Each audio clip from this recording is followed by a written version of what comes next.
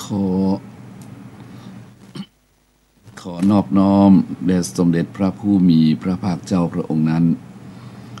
ซึ่งเป็นพระอรหันต์ตรัสรู้ชอบเป็นผู้รู้ผู้ตื่นผู้เบิกบานได้ด้วยพระองค์เองขอนอบนบเคารพบูชาพระธรรมคำสั่งสอนของพระบรมศาสดาพระสัมมาสัมพุทธเจ้าพระองค์นั้นโดยเสียงโดยเกล่าวขอไวยสาพระสงฆ์องค์ข้าเจ้า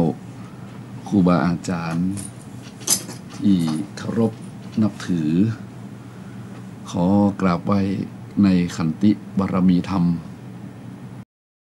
บารมีธรรมปัญญาบารมีธรรมของพระสงฆ์องค์ข้าเจ้าครูบาอาจารย์ทุกตนทุกองค์ด้วยความเคารพเป็นที่สุดถ้ายอมแพ้ด้วยปัญญาทุกปัญหาจะหมดไป ความสามัคคีมีวินัยคือหัวใจของความเจริญบ้านเรือนเป็นที่พักของร่างกายธรรมะเป็นอุบายที่พักของจิตกฎหมายเป็นหลักปกครองบ้านเมืองธรรมะเป็นหลักปกครองของชาวโลกความเป็นผู้ดีอยู่ที่ความสะอาดความฉลาดอยู่ที่การปฏิบัติธรรมเสื้อผ้าอาภรณ์เป็นเครื่องประดับกายธรรมะเป็นอุบายประดับใจคิดแต่เรื่องดีทำแต่เรื่องดีพูดแต่เรื่องดีเป็นศักดิ์ศรีของชีวิตเป็นบรรพชิตอย่าเกียจคร้านการปฏิบัติเป็นคฤหัสถ์อย่าเกียจคร้านทำการงานขอไหว้สาครูบาอาจารย์น้อมนมัสการครูบาอาจารย์และขอถวายความนับถือเพื่อนสาธมิกท่านพระครูสมุทรวิศวัตวรกิจโจในสถานีคลื่นพระพุทธศาสนาแห่งชาติและสังคมวัดไฟเห็นและ 4.5 แห่งนี้ขอเจริญสุขเจริญพรญาติโยมทั้งหลายวันนี้อาตมาภาพพระครูพัชยคุณวัดชัยสถานป่าเศร้าน้อยตำบลสันเปลวในเขตจังหวัดเชียงใหม่และท่านพระครูสิริอมราภิรัตน์วัดสันอุ้มอมรารามอำเภอดอยสะเก็ดได้มามาพบกับท่านทั้งหลายได้นำธรรมะสาระต่างๆมามาจามาสนทนากับญาติโยมนั่นคือความรู้เล่าสู่กันฟังในคลื่นนี้ตั้งแต่เวลานี้เป็นต้นไปเวลานี้ก็เวลา 14:05 นาทีวันนี้นั่งรอเวลาฟังหลวงพ่อพุทธทาสเรื่องอานาปานสติฟังแล้วก็รู้สึกมีความสดชื่นในใจญาติโยมหลายถึงเรื่องสติปัฏฐาน4เนาะจะนาสติปัฏฐาน4นะแล้วมีความสุขเพราะได้ยินเสียงหลวงพ่อพุทธทาสนี้อาตมาว่าอาตมามีความสุขคนอื่นจะมีหรือไม่อาตมาพูดแต่อาตมาได้ยินเสียงหลวงพ่อแล้วนึกถึงครั้งหนึ่งเมื่อมาละตอนนั้นนันโฮลุงนันโฮนะนรงค์นิยมไทยนี่เป็นสสแล้วก็จัดสรรงบประมาณนำพระไปทัวร์ไปเที่ยวใน7 ภาคไม่ใช่7 ภาค7 จังหวัดภาคใต้กันเนาะจำว่าผิดคือไปถึงพุ่นสุไหงโกลกยะลาปัตตานีไปหมดแล้วก็ไปถึงวัดสวนโมกแล้วตอนนั้นไปถึงวัดสวนโมกแล้วก็รู้สึกดีขนาดที่ว่ารู้สึกดีเพราะวันนั้นหลวงพ่อปัญญานันทะกับหลวงพ่อพุทธทาสนั่งตัวกันบนโต๊ะหินอ่อนบนม้าหินอ่อนนั่งตัวเดียวกันโยมว่านั่งตัวเดียวเสียดายรูปถ่ายอาตมาถ่ายรูปไว้ตอนนั้นมันกล้องฟิล์มเนาะเหมือนว่าเป็น20 ปี20 กว่าปีแล้วเป็นกล้องฟิล์มแล้วก็ถ่ายไว้แล้วก็เข้าไปกราบหลวงพ่อทั้งสองโหมันมีความสุขกับโยมหลวงพ่อพุทธทาสท่านนั่งกับไม้เต้าของท่านนะแล้วก็ หลวงพ่อปัญญานันทาก็นั่งข้างๆนะแล้วตอนนั้นนันโฮนะซึ่งเป็นสสลุงณรงค์นิยมไทยนี่นะก็มีบุหรี่เสียบอยู่ที่กระเป๋าซองบุหรี่เสียบที่กระเป๋าแล้วเข้าไปกราบหลวงพ่อทั้งสองก้มลงหลวงพ่อปัญญานันทานั้นเปิ้นถือว่าเปิ้นเป็นครูบาอาจารย์แล้วเปิ้นก็ว่าใจของเปิ้นนี่เปิ้นไม่ได้คิดอย่างอ่ะ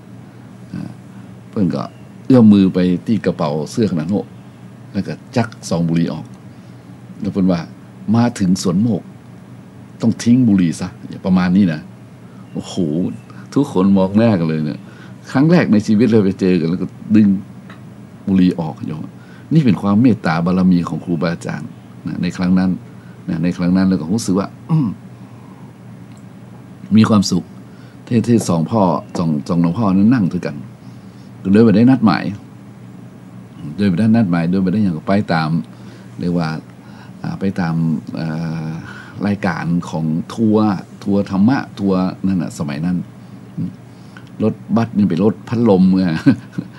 หรือว่าแอร์ลุมูเนอจำได้นะเนี่ยญาติโยมนะก็เป็นถึงวัดสวนโมกนะแล้วกับผมรู้สึกว่าตั้งแต่นั้นมาก็ไม่ได้ไปเลยนะวัดสวนโมกนะก็ตะกี้ได้ฟังเสียงบรรยายธรรมของหลวงพ่อเป็นซีดีหรือเป็นที่ทางสถานีเพิ่นนำมานะเรื่องสติปัฏฐาน4กันยังนึกเสียงพวกนี้หน้าตาพวกนี้โยมแปลงหน้าซื่อๆตายิ้มนะมองด้วยโลกด้วยหมดเมตตานะถ้าพูดถึงหลวงพ่อพุทธทาสก็จะต้องนึกถึงธรรมะที่หลายๆบทเป็นธรรมะคำกลอนสอนใจที่ท่านเขียนท่านประพันธ์ไว้ท่านเป็นพระที่ประพันธ์หนังสือไว้ได้มากมายมหาศาลจริงๆโยมและหนังสือของท่านนั้นเป็นหนังสือครูของอาตมาก็ได้นะถือว่าเป็นหนังสือครูก็คือว่า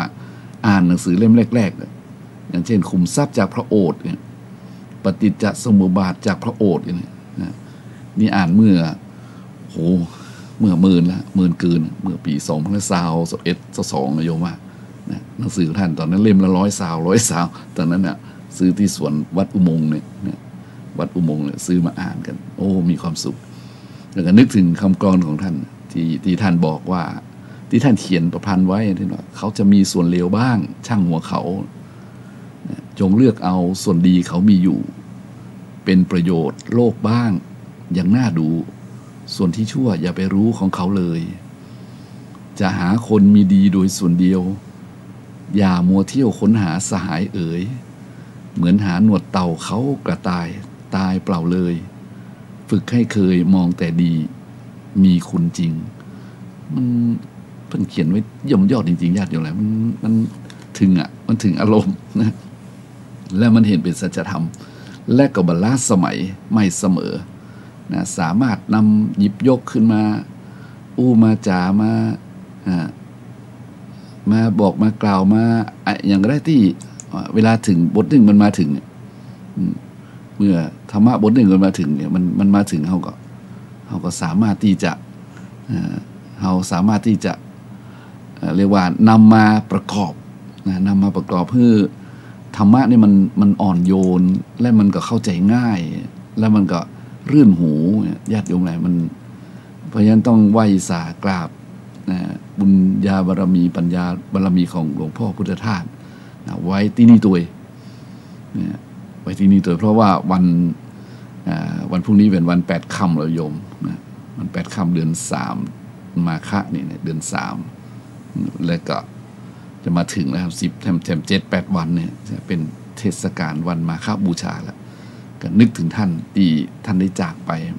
แต่ท่านได้จากไปแต่รูปกายนะรูปกายของท่านก็ย่อมเป็นธรรมดาของสังขารเป็นเรียกว่าเป็นธรรมดาเกิดขึ้นแล้วก็ตั้งอยู่แล้วก็ดับไปแต่ส่วนอมตะทำคำกลอนคำอย่างแล้วแต่ที่ท่านประพันธ์ไว้นั้นก็ยังอยู่กับชาวโลกดุจจะดังกับพระพุทธเจ้าของเฮาญาติโยมหลายพระพุทธเจ้าของเฮาที่ท่านได้ประทานธรรมะทั้งหมดทั้งมวลเนี่ยคือแก่ลูกศิษย์ลูกหาตั้งแต่สมัย 2,600 ปีล่วงมาแล้วโยมนะ านทั้งหลายลองคิดดูรูปร่างกายของพระองค์ก็เช่นเดียวกันกับคนทั้งหลายมนุษย์ทั้งหลายเพราะพระองค์ก็เป็นผู้ที่เรียกว่าเกิดมาจากท้องของพระมารดาประสูติมาจากท้องของพระมารดาเช่นเดียวกันนะธาตุสี่ดินน้ำลมไฟเช่นเดียวกันนะทุกอย่างเหมือนคนเป็นคนเหมือนกันหมดเลยงั้นคนก็คือตั้งมั่นอยู่ได้บ่เมินเนี่ยเกิดขึ้นตั้งอยู่เกิดขึ้นแล้วก็ตั้งอยู่ได้บ่เมิน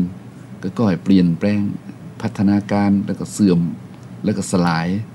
แต่สิ่งที่บ่สลายตามพระเจ้าไปก็คือธรรมะไงนี่ต้องย้ำกันด้วยว่าธรรมะนี่คือคำสอนที่ยิ่งใหญ่ของพระพุทธองค์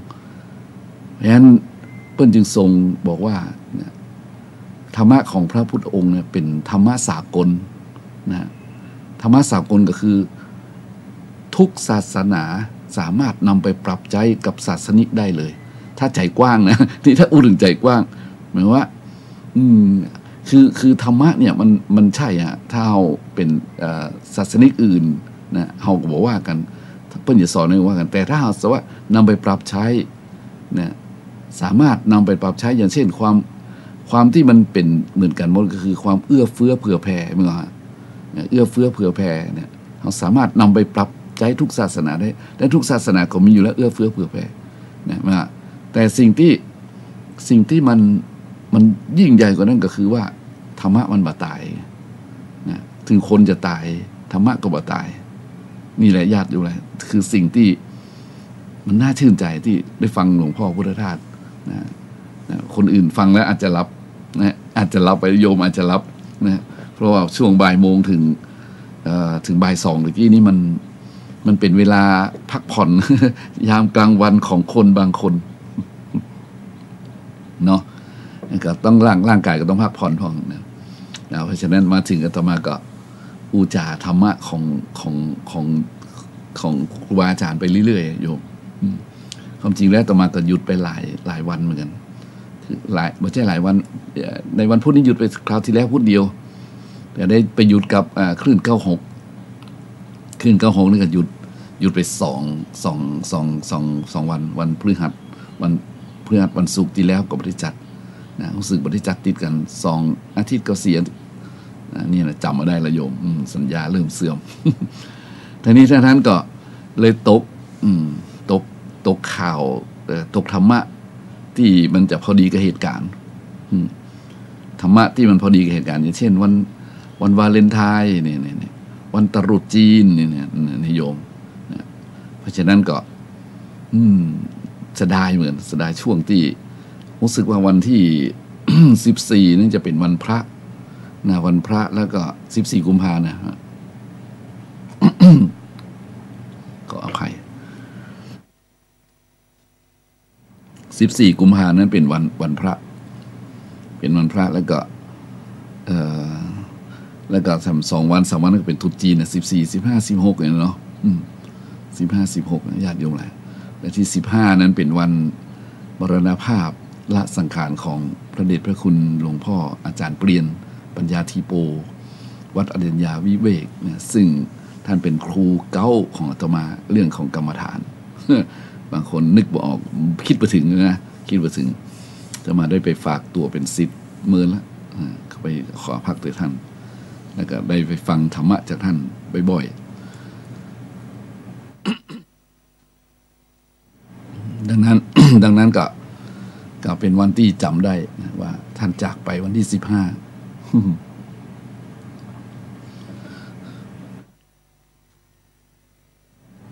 ขออภัยนะญาติโยมเสียงอาจจะแห้งๆไปหน่อยเดี๋ยวก่อนนะปิดแห้งเพิ่ม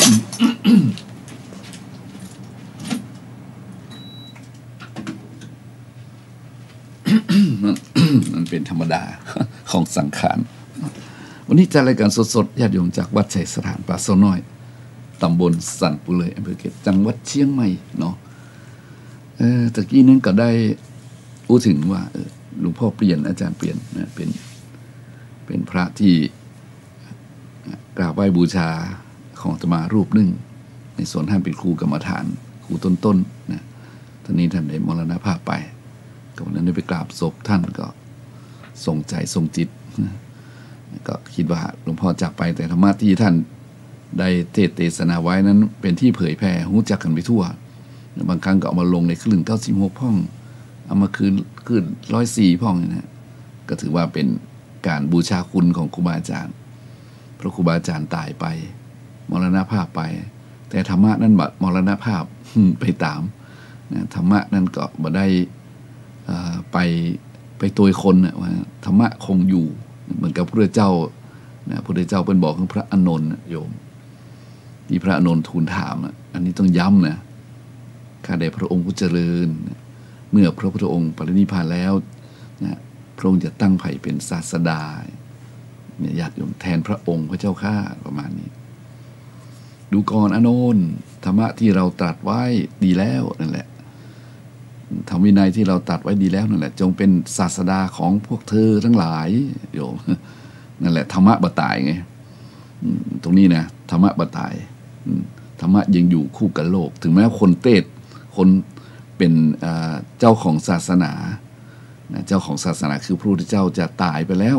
จะนิพพานไปแล้วนะปรินิพพานไปแล้วหลวงปู่ครูบาอาจารย์เช่นเดียวกันหลวงปู่เปลี่ยนปัญญาธิโปก็ดีนะหลวงพ่อพุทธทาสก็ดีนะหลวงพ่อตะกี้ก็มากับยิบธรรมะของหลวงพ่อพุทธพจน์วราพรเนี่ยหลวงพ่อจันทร์กุสโลมานี่ถึงจะถ้ายอมแพ้ด้วยปัญญาทุกปัญหาจะหมดไปนะในญาติโยมเนี่ยเป็นคำประพันธ์ของหลวงพ่อทั้งหลายอันนี้ไม่ใช่ของหลวงพ่อทั้งหลายนี่เป็นคำประพันธ์ของหลวงพ่อพุทธพจน์วราพรหลวงปู่จันทร์กุสโลญาติโยมเนี่ยธรรมะมันมาตายได้นะโยมมันยังค้างอยู่นะมันยังคงอยู่มันยังอยู่กับเฮาอยู่แต่เฮาจังลืมบัดนำมาใจเท่านั้นเองที่มันเดือดร้อนทุกวันนี้เพราะบัดนำมาใจนะบัดได้นำมาปฏิบัติบัดได้เรียกว่ายาดีแต่บัดยอมเอามากินนั่นเองมันเลยเดือดร้อนนะเดือดร้อนกับโยมว่าทุกวันนี้คนเฮาเดือดร้อนนะมันมีหั่นกรรมนึงท่านคำว่าโลกร้อนเพราะมือเราเคยได้ยินเนาะมันเป็นโลโก้มันเป็นสโลแกนมันเป็นอันอย่างที่เฮาได้ยินเปิ้นประชาสัมพันธ์ต่อต้านการเผาขยะก็นะอย่างที่เปิ้นรณรงค์รักษาโลกนะเนี่ยบ่ฮื้อเผาขยะบ่ฮื้อเปิดไฟนักกายเนาะมีคำเนี่ยแหละโลกร้อนเพราะมือเราอาตมาก็เลยมาเติมคนเราเร่าร้อนเพราะใจตนอยู่ว่าอาตมาก็เลยมาเติมเนี่ยเติมกันเลยอย่าไปอู้เป็นธรรมะในวันนี้แหละนะได้ยินว่าเปิ้นบอกว่าโลกร้อนเพราะมือเรานะอาตมาก็เลยต่อเข้าไปว่าคนเราเร่าร้อนเพราะใจตนจริงหรือจริงโยมว่าที่ปัญหาทุกวันนี้เนี่ยปัญหาที่มันเกิดขึ้นทุกวันนี้ในโลกนี้ในประเทศนี้ในตัวคนเฮานี้เนี่ยเพราะมันใจคนนี่แหละคิดลึกๆนะต้องคิดแบบละเอียดพิสดารโยนิโสมนสิการเนี่ยคิดโดยแยบคายเพราะว่าอย่างเพราะไปสะดุดคำที่ว่าเนี่ยของหลวงพ่อพุทธพจน์วราพรเนี่ยถ้ายอมแพ้ด้วยปัญญาทุกปัญหาจะหมดไปยอมแพ้ด้วยปัญญาโยมว่ายอมแพ้ด้วยปัญญาหมายว่ามีปัญญาแล้วยอมแพ้อย่างไรถ้ายอมแพ้ด้วยปัญญาทุกปัญหาจะหมดไปหน้าตีความโยมนะถ้ายอมแพ้ด้วยปัญญาทุกปัญหาจะหมดไปมันก็ต้องนึกถึงเพลงกาวกีฬาแล้วถ้าแบบนี้นะมันจะได้เห็นชัดที่ว่ากีฬาเป็นยาวิเศษแก้กองกิเลสทำคนให้เป็นคน ใช่ไหมโยมพ้นของการฝึกตนเล่นกีฬาสากลอะไรอย่างที่เพลงนี้มันบอกเพลงกาวกีฬาว่ารู้แพ้รู้ชนะเนี่ยเนี่ยเพลงกาวกีฬานี่อย่าเปิดให้ฟังสักคำนะตัวว่ามันธรรมะบทนี้ที่หลวงพ่อเพิ่นเขียนไว้เนี่ยถ้ายอมแพ้ด้วยปัญญาทุกปัญหาจะหมดไปคือหมายว่าถ้ามันเป็นเรื่องของปัญญาคือความรู้เนี่ยความรู้หมายความว่าถ้าเรารู้ว่าเรารู้แพ้รู้ชนะอีกเนาะเรื่องปัญญานะรู้แพ้รู้ชนะ รู้ละรู้วางนะรู้ปล่อยรู้ให้อภัยนี่แหละญาติโยมหลายด้วยทุกปัญหามันก็จะหมดไปใช่ไหมอันก็แสดงว่าหลวงพ่อมองว่าทุกปัญหาที่มีนี่คือมันไม่ยอมแพ้กันมันไม่ยอมกันแต่ถ้ายอมกันด้วยปัญญาคือหมายว่ายอมรับด้วยเหตุผลนะด้วยเหตุผลทุกปัญหาน่าจะหมดไปอันนี้อู้ถึงธรรมะที่หลวงพ่อเขียนไว้นี่นะถ้ายอมแพ้ด้วยปัญญาทุกปัญหาจะหมดไปซึ่งมันน่าตีความไง น่าตีความกับนี้นะหรือว่าญาติโยมว่าไงเนาะอันนี้อาตมาอู้ถึงเรื่องโลกร้อนเพราะมือเรานะโยมนะเรื่องของคนเราเร่าร้อนเพราะใจตนงั้นใจของคนเราเนี่ยทุกวันนี้มันเดือดร้อนนะใจของคนญาติโยมเลยมันทำให้เราเดือดร้อนเนาะเอาละมันก็ธรรมะมันมีมากมายหลายเรื่องจริงๆญาติโยมเลยนะมันดูข่าวก็คือธรรมะ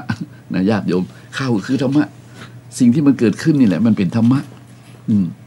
เขาจะมองเป็นธรรมะหรือเขาจะมองมันเป็นเรื่องอย่างไร้สาระหรือว่ามีสาระก็อยู่ที่ตัวเขาใช่ไหมเพราะฉะนั้นวันนี้ประเด็นตั้งไว้กว้างๆนะว่าโลกร้อนเพราะมือเราคนเราเร่าร้อนเพราะใจตนนะโยมนะวันนี้ตั้งหัวข้อไว้เพื่อที่จะบรรยายอูจาประสาธรรมะให้ญาติโยมฟังนะเรื่องโลกร้อนเพราะมือเราเนี่ยคนเราเร่าร้อนเพราะใจตนน่าสนนะโยมนะเพราะฉะนั้นใจของคนเฮานั้นมันมีอย่างโยมบอกว่ามันมีมลทินคือกิเลสมันคือสภาวะนะของอกุศลนะญาติโยมเลยมันเป็นเรื่องของสิ่งที่เฮาท่านทั้งหลายอาจจะเรียกว่าอาจจะบอกรู้สึกเพราะอยู่กับมันจนชินอีกเลยเพราะฉะนั้นในมละคือมลทินท่านตัวหนึ่งเนี่ยโยมวันนี้จะนำมาประกอบก่อนว่าทำไมคนเรามันร้อนเร่าเหลือเกินนี่โยมในมละมลทินนั้นมันมีอยู่ข้อที่สามเนาะข้อที่สามเนี่ยข้อที่สามนี่มละคือมลทินนี่นิยมข้อที่สามที่มันทำให้คนร้อนๆนี่นะ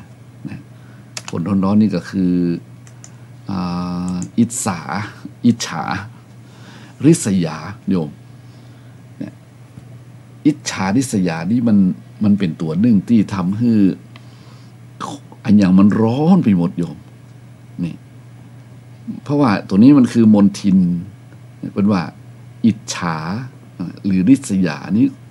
มันเป็นเรื่องของความเข้าไปยึดกับคนอื่นโดยเอาตัวไปเปรียบเทียบนะเอาตัวไปเปรียบกับคนอื่นนะพอเห็นเปิ้นดีกว่ารวยกว่าเก่งกว่าสวยกว่าเหนือกว่ายศสูงกว่าฐานะสูงกว่าแล้วก็เกิดอิจฉานะเอาตัวเองไปเป็นเปรียบเทียบไปยึดเนี่ยโยมหันเปิ้นมีความสุขก็เป็นทุกข์เนี่ยนี่แหละเห็นคนอื่นได้ดีก็ทนอยู่บ่ได้ว่าอยากให้คนอื่นได้ดีไปกว่าตัวเนี่ยอันนี้แหละญาติโยมอะไรมันก็เลยทำให้เกิดความมากมายโตยมาเป็นแถบเนี่ยเพราะฉะนั้นนี่คือประเด็นว่าโลกร้อนเพราะมือเราคนเราเร่าร้อนเพราะใจตนจึงมีนิทานมาเล่าโยมฟังเนี่ยที่มาทั้งหมดนี้จะเล่านิทานให้ฟังเพราะว่าพระอาจารย์พระครูสิริอมรพิรักษ์ก็ยังมาเถอะการสนทนาธรรมก็ยังมาเกิดขึ้นเถอะวันนี้จะสนทนากันเรื่องวันมาฆบูชาเดโยมในส่วนของอาตมานะกับพระครูสิริอมรพิรักษ์เนี่ยวันนี้ตั้งใจเพราะว่ามันเป็นเทศกาลของมาฆบูชาแต่อย่าไปถึงตรงนั้นได้ก่อนได้ตรงนั้นจะมากับตั้งประเด็นไว้นี่ว่าโลกร้อนเพราะมือเราคนเราเร่าร้อนเพราะใจตนจริงหรือเปล่าลองฟังนิทานเรื่องนี้นิทานเรื่องนี้นะเอามาจากในหนังสือนิทานล้านความดีนะของท่านวชิระเมธีกับท่านเอามาจากในธรรมบทนะ แล้วมันมีเรื่องนึงมันเกี่ยวข้องนะเกี่ยวข้องกับเรื่องของพระพุทธศาสนาเลยอันนี้มันเป็นเรื่องที่นะเกิดขึ้นในสมัยพระเจ้าอโศกโยมว่านะพระเจ้าอโศกมหาราชนี้พระเจ้าอโศกมหาราชนี้เป็น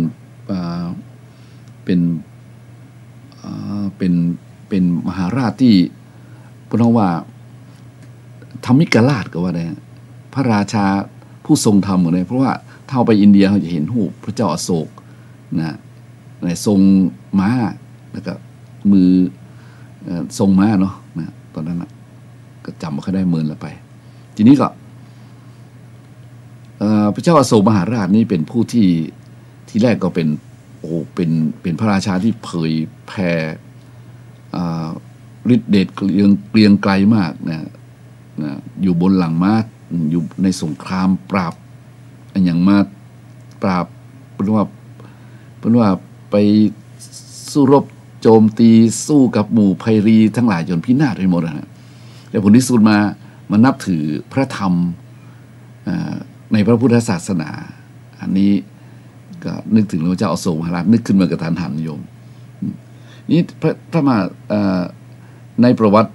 ส่วนที่เด่นของท่านก็บอกว่าพระเจ้าอโศกมหาราชนั้นเป็นพระมหากษัตริย์ที่ส่งเสริมพระพุทธศาสนามากนะและท่านก็ฮักพระพุทธศาสนามากเลยเรื่องมันบอกว่าพระองค์มักจะเสด็จไปนั่งสมาธิที่ใต้ต้นพระศรีมหาโพธิ์ทุกวันแสดงว่าบักไกลกันนะถ้าเราอู้ถึงต้นไม้ศรีมหาโพธิ์เดี๋ยวนี้เราก็จะไปกันที่ท่านนะแล้วเราก็ว่าที่นี่เป็นแดนเกิดของพระพุทธเจ้าของเราที่คือตรัสรู้ตรงนั้นไงเนาะพระองค์พระเจ้าอโศกมหาราชจะเสด็จไปนั่งสมาธิที่ใต้ต้นพระศรีมหาโพธิ์ทุกวันนะด้วยเสด็จไปกวน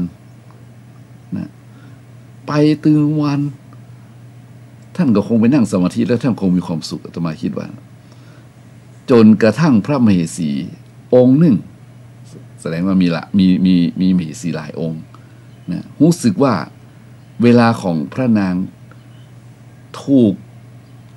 แบ่งคือต้นโพมากเกินไปมเหสีองค์นี้เกิดมิจฉาทิฏฐิขึ้นละญาติโยมเลยเพราะหันพระเจ้าอโศกมหาราชไปนั่งสมาธิที่ใต้ต้นโพน่าก็มองดูต้นโพเหมือนน่าเห็นมีน่าเสน่หาอย่างเป็นต้นไม้แต่ทำไมมหาราชพระเจ้าอโศกนี้จึงไปนั่งอยู่ขั้นทุกวันเหมือนเมาต้นโพแบบนั้นประมาณความคิดของพระนางมเหสีองค์นี้เป็นบอกว่ากริษยาต้นโพนะก็ไปหันต้นโพก็เป็นต้นไม้ธรรมดาต้นหนึ่งนะต้นโพนี่ก็ไปเห็นแปลกอย่างเลยนะหันมาดูตัวเก่าเขานี่กะเป็นหญิงงามเป็นมเหสีที่งามงดงามองค์หนึ่งดูอย่างใดทำไมพระเจ้าอโศกมหาราชผู้เป็นพระสวามีนี่จึงชอบนาก็เลยอิจฉาต้นโพขึ้นมาเพิ่งก็เล่าว่าด้วยความอิจฉาต้นโพของพระนางนะโยมเพิ่งก็เล่าว่านางก็เลยคิดที่จะฆ่าต้นโพดูเราญาติโยมเลยอันเรื่องนี้คือหมายว่าประเด็นมันอยู่ตรงว่าอิจฉาริษยานี่นะหญิงงามคนหนึ่งนะซึ่งเป็นมเหสีของพระเจ้าอโศกมหาราชอิจฉาริษยาต้นศรีมหาโพธิ์เพราะว่าพระสวามีพระเจ้าอโศกมหาราชไปหั่นจนลืมนางลืมพวกนางความอิจฉาริษยามันถึงขีดสุดหรือว่าอยู่ด้วยกันมาได้ละคิดฆ่าเหอะต้นโพไว้ลงมาแล้วเนี่ยจะใดเพื่อนก็บอกว่านางคนนี้จะฉลาดเหมือนกันนะเพราะว่าต้นศรีมหาโพธิ์นี้ต้องหดน้ำพูดว่าเรื่องของเรานางก็เลยใจให้มหาดเล็กคนใจเนี่ยเอายาพิษผสมในน้ำนมสดๆเนี่ยหรือน้ำเนี่ยเอาไปหด ที่ต้นโขทุกวันเราไม่ใช่ไปธรรมดานะไปแอบรถเพราะว่าพระเจ้าอโศกมหาจะไปนี่ต้องงดนะต้องไปตอนที่ว่างๆเขานึกถึงสภาพตอนนั้นคนก็ไม่ใช่แตกตื่นไปไหว้พระศรีมหาโพธิ์เป็นวันเป็นพันเป็นหมื่นอย่างเดียวนี้นะโยมคงจะเงียบๆนะที่โพธิสัตว์นะฮะเพราะว่าต้นโพต้นนี้เกิดมาตั้งแต่สมัยสมเด็จพระสัมมาสัมพุทธเจ้าโยมเป็นสาชาติกับพระพุทธเจ้าดูหรอนะแล้วพระเจ้าอโศกมหาราชนี่ก็หลังจากพุทธปรินิพพาน200 กว่าปีถ้าจะจำไม่ผิดนะต้อง200-300 ปีนะฮะอันนี้เหตุการณ์มันเกิดขึ้นในครั้งนั้นปรากฏว่าด้วยความอิจฉานะริษยาของพระนางคนเนี้ยใจมาเล็กเอายาพิษไปราดรถต้นศรีมหาโพธิ์ทุกวันจนโพนั้นเริ่มเหี่ยวเฉานะเป็นว่าโพนั้นเริ่มเหี่ยวเฉานะเหี่ยวเฉาขึ้นมายืนต้นใบร่วงนะโอ้โหญาติโยมทั้งหลายคนใจร้ายใจดำอย่างพระนางนี่สะใจมากเลยพอล้อผลที่สุดมาพระเจ้าอโศกมหาราชเพิ่นบอกว่าวันหนึ่งก็ได้ไปที่ต้นโพเพื่อจะไปทอดพระเนตรต้นโพและไปนั่งสมาธิเหมือนทุกครั้งก็ปรากฏว่าต้นโพอันเป็นที่เคารพสักการะเป็นที่นึกถึงพระพุทธองค์เป็นพุทธานุสติเนี่ยทำไมเป็นอย่างนี้นะด้วยอาทยาของพระเจ้าอโศกมหาราชสั่งนายทหารสั่งปุโรหิตสั่งสอบว่าทำไมต้นศรีมหาโพธิ์ซึ่งแข็งแรงขนาดนี้อยู่อย่างนี้มายาวนานนี่ต้องเหี่ยวต้องแห้งต้องเฉาไว้อย่างนี้ผลที่สุดสืบความได้เป็นฝีมือของพระมเหสีองค์นี้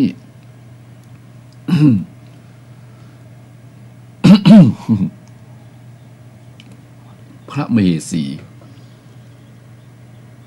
ถูกจับมาสอบสวนได้ความชัดเจนปฏิเสธมาได้หลักฐานพยานพร้อมนะทั้งสมัยนั้นบ่มีคลิปนะโยม บ่มีคลิปถ้าเป็นวันเดียวได้บันทึกคลิปไว้เนาะถ่ายวิดีโอไว้นะก็ผลที่สุดว่าพระเจ้าอโศกมหาราชความจริงเป็นอย่างนี้เกิดจากความอิจฉาริษยาของพระมเหสีที่ใจร้ายใจดำเนี่ยเกิดเป็นมิจฉาทิฏฐิขึ้นมาอย่างนี้และมาทำให้ต้นโพของฉันเนี่ยเหี่ยวเฉาแทบตายเนี่ยเพิ่นก็บอกว่าครั้งนั้นพระเจ้าอโศกมหาราชบัพปอพระทัยเป็นที่สุดนะที่เห็นความอิจฉาริษยาของพระมเหสีคนนี้ถึงขนาดว่าทำร้ายต้นโพจึงทรงสั่งให้ตัดหัวพระนางในครั้งนั้นให้ตายตกไปกับต้นโพอย่างว่าอันนี้อู้ถึงความอิจฉาริษยาก็เลยเข้าทำนองว่ากัมมุนาวัตติโลโกสัตว์โลกทั้งหลายเป็นไปตามกรรมพระนางคนนี้ชื่อว่าพระนางติสยรักษิตานะซึ่งนางมีความอิจฉาริษยาสูงมากอิจฉาแม้กระทั่งต้นโพนะสั่งฆ่าต้นโพแต่ที่สุดกรรมตามสนองดังนั้นท่านจึงบอกว่าเพราะริษยาเขาก็คือจุดไฟเผาตัวเก่านั่นเองนี่เป็นอุทาหรณ์ในประวัติศาสตร์ที่ผ่านมาสะท้อนว่าการที่คนเฮาอิจฉาริษยานั้นบ่ได้ทำให้เฮาดีขึ้นเลยนะมีแต่ชุดดึงลงต่ำและตายแล้วก็ดำดิ่งลงสู่นรกอเวจีหลังจากที่ตายแล้วญาติโยมหลาย และเพิ่นก็บอกว่าถึงแม้อยู่ในชีวิตนี้ก็บ่มีถึงแม้ว่ามีชีวิตอยู่ในปัจจุบันนี้ก็เป็นชีวิตที่บ่มีความสุขแน่นอนเพราะอิจฉาตาร้อนไงอิจฉาตาร้อนเอาแต่อิจฉาคนอื่นนะญาติโยมหลายดังนั้นจึงแก้เกมอิจฉาริษยานี้ด้วยมุทิตาไงไม่หรอมุทิตาคือยินดีถ้านางนางมเหสีคนนี้นะเป็นสัมมาทิฏฐิสักน้อยหนึ่งหันพระเจ้าอโศกมหาราชไปที่ต้นโพบ่อยๆนางไปดูไปมันนั่งสมาธินี้นะเห็นเป็นประโยชน์นางไม่ได้คิดถึงตัวเก่านางคิดถึงประโยชน์ของพระเจ้าอโศกมหาราชนางอย่าต้องฟื้นฟูต้นโพนั้นเป็นที่สะอาดมันกวาดมันปัดปัวคือเป็นที่โรมณียสถานเนาะถึงแม้ว่านางจะบอกเคารพนับถือต้นสีมหาโพธิ์ถึงแม้นางมันนึกถึงพระพุทธเจ้าแล้วก็แต่ถ้านางมีจิตใจกว้างสักน้อยหนึ่งมีความเห็นต่อมานะความเห็นต่อมาว่าถ้านางมีใจกว้างสักน้อยหนึ่งว่าอันนี้มันเป็นที่รักของคนที่รักของเราต้นโพนี้เป็นที่รักเป็นที่เคารพสักการะของพระสวามีของพระเจ้าทรงมหาราชเพราะฉะนั้นพระสวามีของเรามาตรงนี้เนี่ยเพราะสักการะเพราะเคารพศรัทธาในพระพุทธเจ้าโดยมีต้นมหาโพธิ์นี้เป็นสื่อนึกถึงพระพุทธองค์ถ้าพระนางมเหสีคนนี้ใจกว้างนะเปิดใจนะเข้าใจมีปัญญานะใบอิจฉาต้นไม้เนี่ยมีมุทิตามีเมตตามีกรุณาอยู่นะความร้ายของนางก็จะหายไปนางก็จะต้องสั่งเพี้ยวพัดปัดปัวกวาดลานเจดีย์นั้นกวาดลานต้นโพนั้นให้สะอาดฉะนั้นแหละญาติโยมหลายนางพลาดไปเพราะตัวอิจฉานี่แหละและก็กรรมนี้มันมาวุ่ยกันนะเจ้าอโศกมหาราชโหญาติโยมแบบเจ้าธรรมดานะพระองค์ก็ไม่ใช่ธรรมดาเหมือนนะจัดการเลยอาทยานี่เพราะฉะนั้นเรื่องนี้เป็นอุทาหรณ์สอนใจว่าอิจฉาริษยานั้นบดีเลยนะบดีเลยจริงๆบดีแท้ๆเลยเพราะฉะนั้นอย่าได้ไปอิจฉาริษยานะหันเปิ้นได้ดีมีความสุขหันเปิ้นมีอันอย่างที่ดีกว่าตัวเก่าทุกอย่างก็ต้องอนุโมทนาว่าเป็นบุญของเขาเป็นบุญของเปิ้นเป็นบุญของเธอเป็นบุญของร่อนก็ว่าไปยินดีกับบุญเปิ้นเป็นมุทิตากับเปิ้นนี่แหละญาติโยมหลายเลยนำมาเล่าให้โยมฟังว่าเนี่ยที่โลกร้อนเนี่ยเพราะมือเราคนเราเร่าร้อนเพราะใจตนเองมันไม่ใช่มาจากไผ่เลยโยมนะนั่นทำนองเดียวกันโลกเย็นก็เพราะมือเฮาคนเฮานะบ่เร่าร้อนก็เพราะใจตัวเก่าบ่เร่าร้อนอันเดียวกันโยมฉะนั้นแหละอาตมาภาคก็เลยมาให้ญาติโยมฟังว่านี่นะในช่วงนี้นะซึ่งเป็นวันสำคัญที่ทางปฏิทินเป็นกำหนดกันไว้นะเอาฮู้กันทราบกันที่ผ่านมาอาตมาก็บ่ได้มาจาในรายการนี้อย่างเช่นวันวาเลนไทน์วันตรุษจีนแต่จะมาถึงที่วันยังมาบ่ถึงในช่วงเทศกาลวันมาฆบูชาเลยนำประเด็นว่าโลกร้อนเพราะมือเราคนเราเร่าร้อนเพราะใจตนเองและใจตนเองที่ร้อนที่สุดก็คือใจที่เต็มไปด้วยความริษยานะอาฆาตพยาบาทนี่เองโยมมันก็เลยทำให้โลกนี้มันร้อนนะเพราะฉะนั้นก็ขอให้ระงับดับเป็นคนมีเมตตานะมีมุทิตามีเรียกว่ามีเมตตามีมุทิตาแล้วก็จะทำให้ตัวเก่านั้นเย็นนะเหมือนเรื่องเล่าตะกี้เนี่ยว่าขนาดต้นโพเนี่ยบ่มีจิตวิญญาณเนี่ยสักอย่างพอก็บ่จริงงามทำไมพระเจ้าอโศกมหาราชถึงไปเมาความจริงเปิ้นบ่ได้เมาต้นโพแต่เปิ้นไปคิดถึงพระพุทธเจ้าว่าตัวแทนของพระพุทธเจ้าเนี่ยแต่ก่อนนี้ก็คือต้นโพนะโยมเดียวก็ถือว่าเป็นสัญลักษณ์เหมือนนะเพราะว่าโพตรัสรู้นี่ก็เป็นโพคู่บุญบารมีเขาจึงนับถือต้นโพไงนะนั้นที่นับถือก็เพราะว่าเป็นที่นั่งตรัสรู้ของพระพุทธเจ้านะและต้นโพธินี่คือหมายถึงต้นตรัสรู้นะโพธิแปลว่าตรัสรู้แจ้งเนี่ยญาติโยมดังนั้นนะ แม้แต่คนเมืองเขานี่ยังมีทำออกมาแล้วบอกควรจะดีทำลายต้นโพเนี่ยอย่างที่ทำอะไรโพดว่าบดีตัดไม้สีมหาโพธิ์เนี่ยเนาะบดีมห้างแก้วโกฏเจดีเนี่ยเพราะบางคนมันอิจฉาริษยาในพระพุทธศาสนานี่ก็มีเหมือนกันมากมายนะที่คนเฮาบางครั้งนะคิดบ่ถึงเข้าใจบ่ถึงเที่ยงแท้แน่นอนนะกลายเป็นคนบู้วามญาติโยมหลายด้วยอำนาจของความอิจฉาริษยาเนี่ยซึ่งมันเป็นที่น่าเสียดายนะที่เกิดมาแล้วญาติโยมหลายเป็นคนที่ถึงพร้อมด้วยความสุขนะด้วยความนะอย่างต่างๆนานานะญาติโยมหลายแต่ก็บ่สามารถที่จะ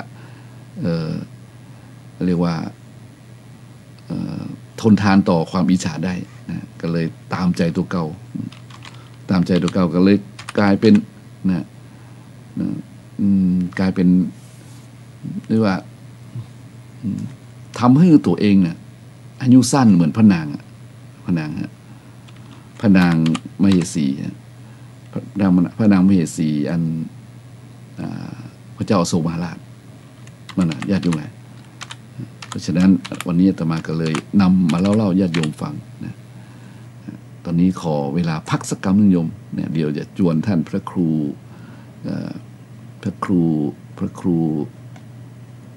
ศิริอมรพิรัตน์มาท่านมาพอดีเลยโยมเนาะงั้นก็ตอนนี้ขอญาติโยมได้ฟังเพลง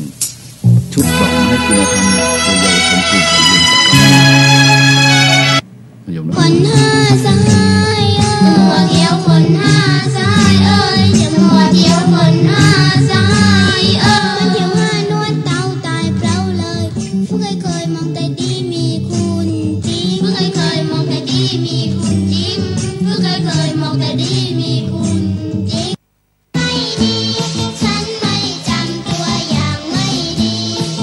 ด้วยคนทำคนนั้นไม่ดีเพราะเขาใจต่ำทำสิ่งไม่ดีด้วยคนทำคนนั้นไม่ดีเพราะเขาใจต่ำทำสิ่งไม่ดี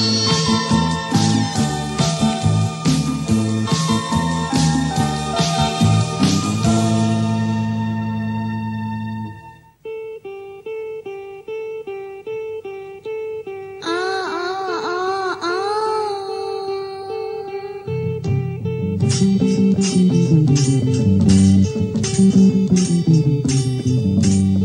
เขามีส่วนเลวบางจากหัวเขาจึงเลือกเอาส่วนที่ดีก็มีอยู่จงเลือกเอาส่วนที่ดีก็มีอยู่จงเลือกเอาส่วนที่ดีก็มีอยู่เป็นประโยชน์โลกบางอย่างน่าดูส่วนที่ชั่วอย่าไปรู้ของเขาเลยส่วนที่ชั่วอย่าไปรู้ของเขาเลยส่วนที่ชั่วอย่าไปรู้ของเขาเลยจะหาคนมีดีได้ส่วนเดียวมัวเที่ยวคนห้าสหายจะมัวเที่ยวคนห้าสหายจะมัวเที่ยวคนห้าสหายมันเที่ยวห้านวดเต่าตายเปล่าเลยเพิ่งเคยมองแต่ดีมีคุณจริงเพิ่งเคยมองแต่ดีมีคุณจริงเพิ่งเคยมองแต่ดีมีคุณจริงอ้ออ้ออ้ออ้อ เขามีส่วนเลวบางจากหัวเขาจงเลือกเอาส่วนที่ดีเขามีอยู่จงเลือกเอาส่วนที่ดีเขามีอยู่จงเลือกเอาส่วนที่ดีเขามีอยู่เป็นประโยชน์โลกบางอย่างน่าดูส่วนที่ชั่วอย่าไปรู้ของเขาเลยส่วนที่ชั่วอย่าไปรู้ของเขาเลยส่วนที่ชั่วอย่าไปรู้ของเขาเลยถ้าคนมีดีได้ส่วนเดียวจะมัวเที่ยวคนห้าสหายจะมัวเที่ยวคนห้าสหายจะมัวเที่ยวคนห้าสหายมันเที่ยวห้านวดเต่าตายเปล่าเลยเพิ่งเคยมองแต่ดีมีคุณจริงเพิ่งเคยมองแต่ดีมีคุณจริงเพิ่งเคยมองแต่ดีมีคุณจริงอ้ออ้ออ้ออ้อ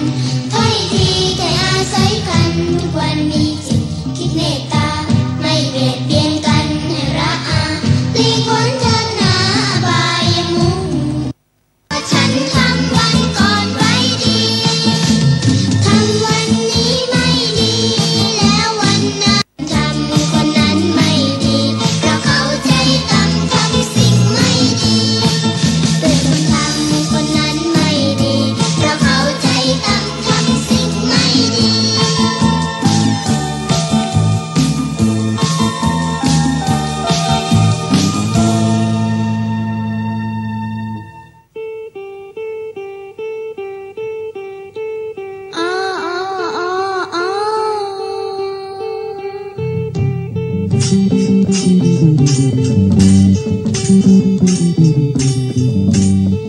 ามีส่วนเลวบางจากหัวเขาจึงเลือกเอาส่วนที่ดีก็มีอยู่จึงเลือกเอาส่วนที่ดีก็มีอยู่จงเลือกเอาส่วนที่ดีก็มีอยู่เป็นประโยชน์โลกบางอย่างน่าดูส่วนที่ชั่วอย่าไปรู้ของเขาเลยส่วนที่ชั่วอย่าไปรู้ของเขาเลยส่วนที่ชั่วอย่าไปรู้ของเขาเลยจะหาคนมีดีได้ส่วนเดียวมัวเที่ยวคนหาสหายจะมัวเที่ยวคนหาสหายเอ้ยจะมัวเที่ยวคนหาสหายเอ้ยมันเที่ยวหานวดเต่าตายเปล่าเลยผู้เคยมองแต่ดีมีคุณจริงผู้เคยมองแต่ดีมีคุณจริงผู้เคยมองแต่ดีมีคุณจริงอ้ออ้ออ้ออ้อเขามีส่วนเลวบางจากหัวเขาจงเลือกเอาส่วนที่ดีเขามีอยู่จงเลือกเอาส่วนที่ดีเขามีอยู่จงเลือกเอาส่วนที่ดีเขามีอยู่เป็นประโยชน์โลกบางอย่างน่าดูส่วนที่ชั่วอย่าไปรู้ของเขา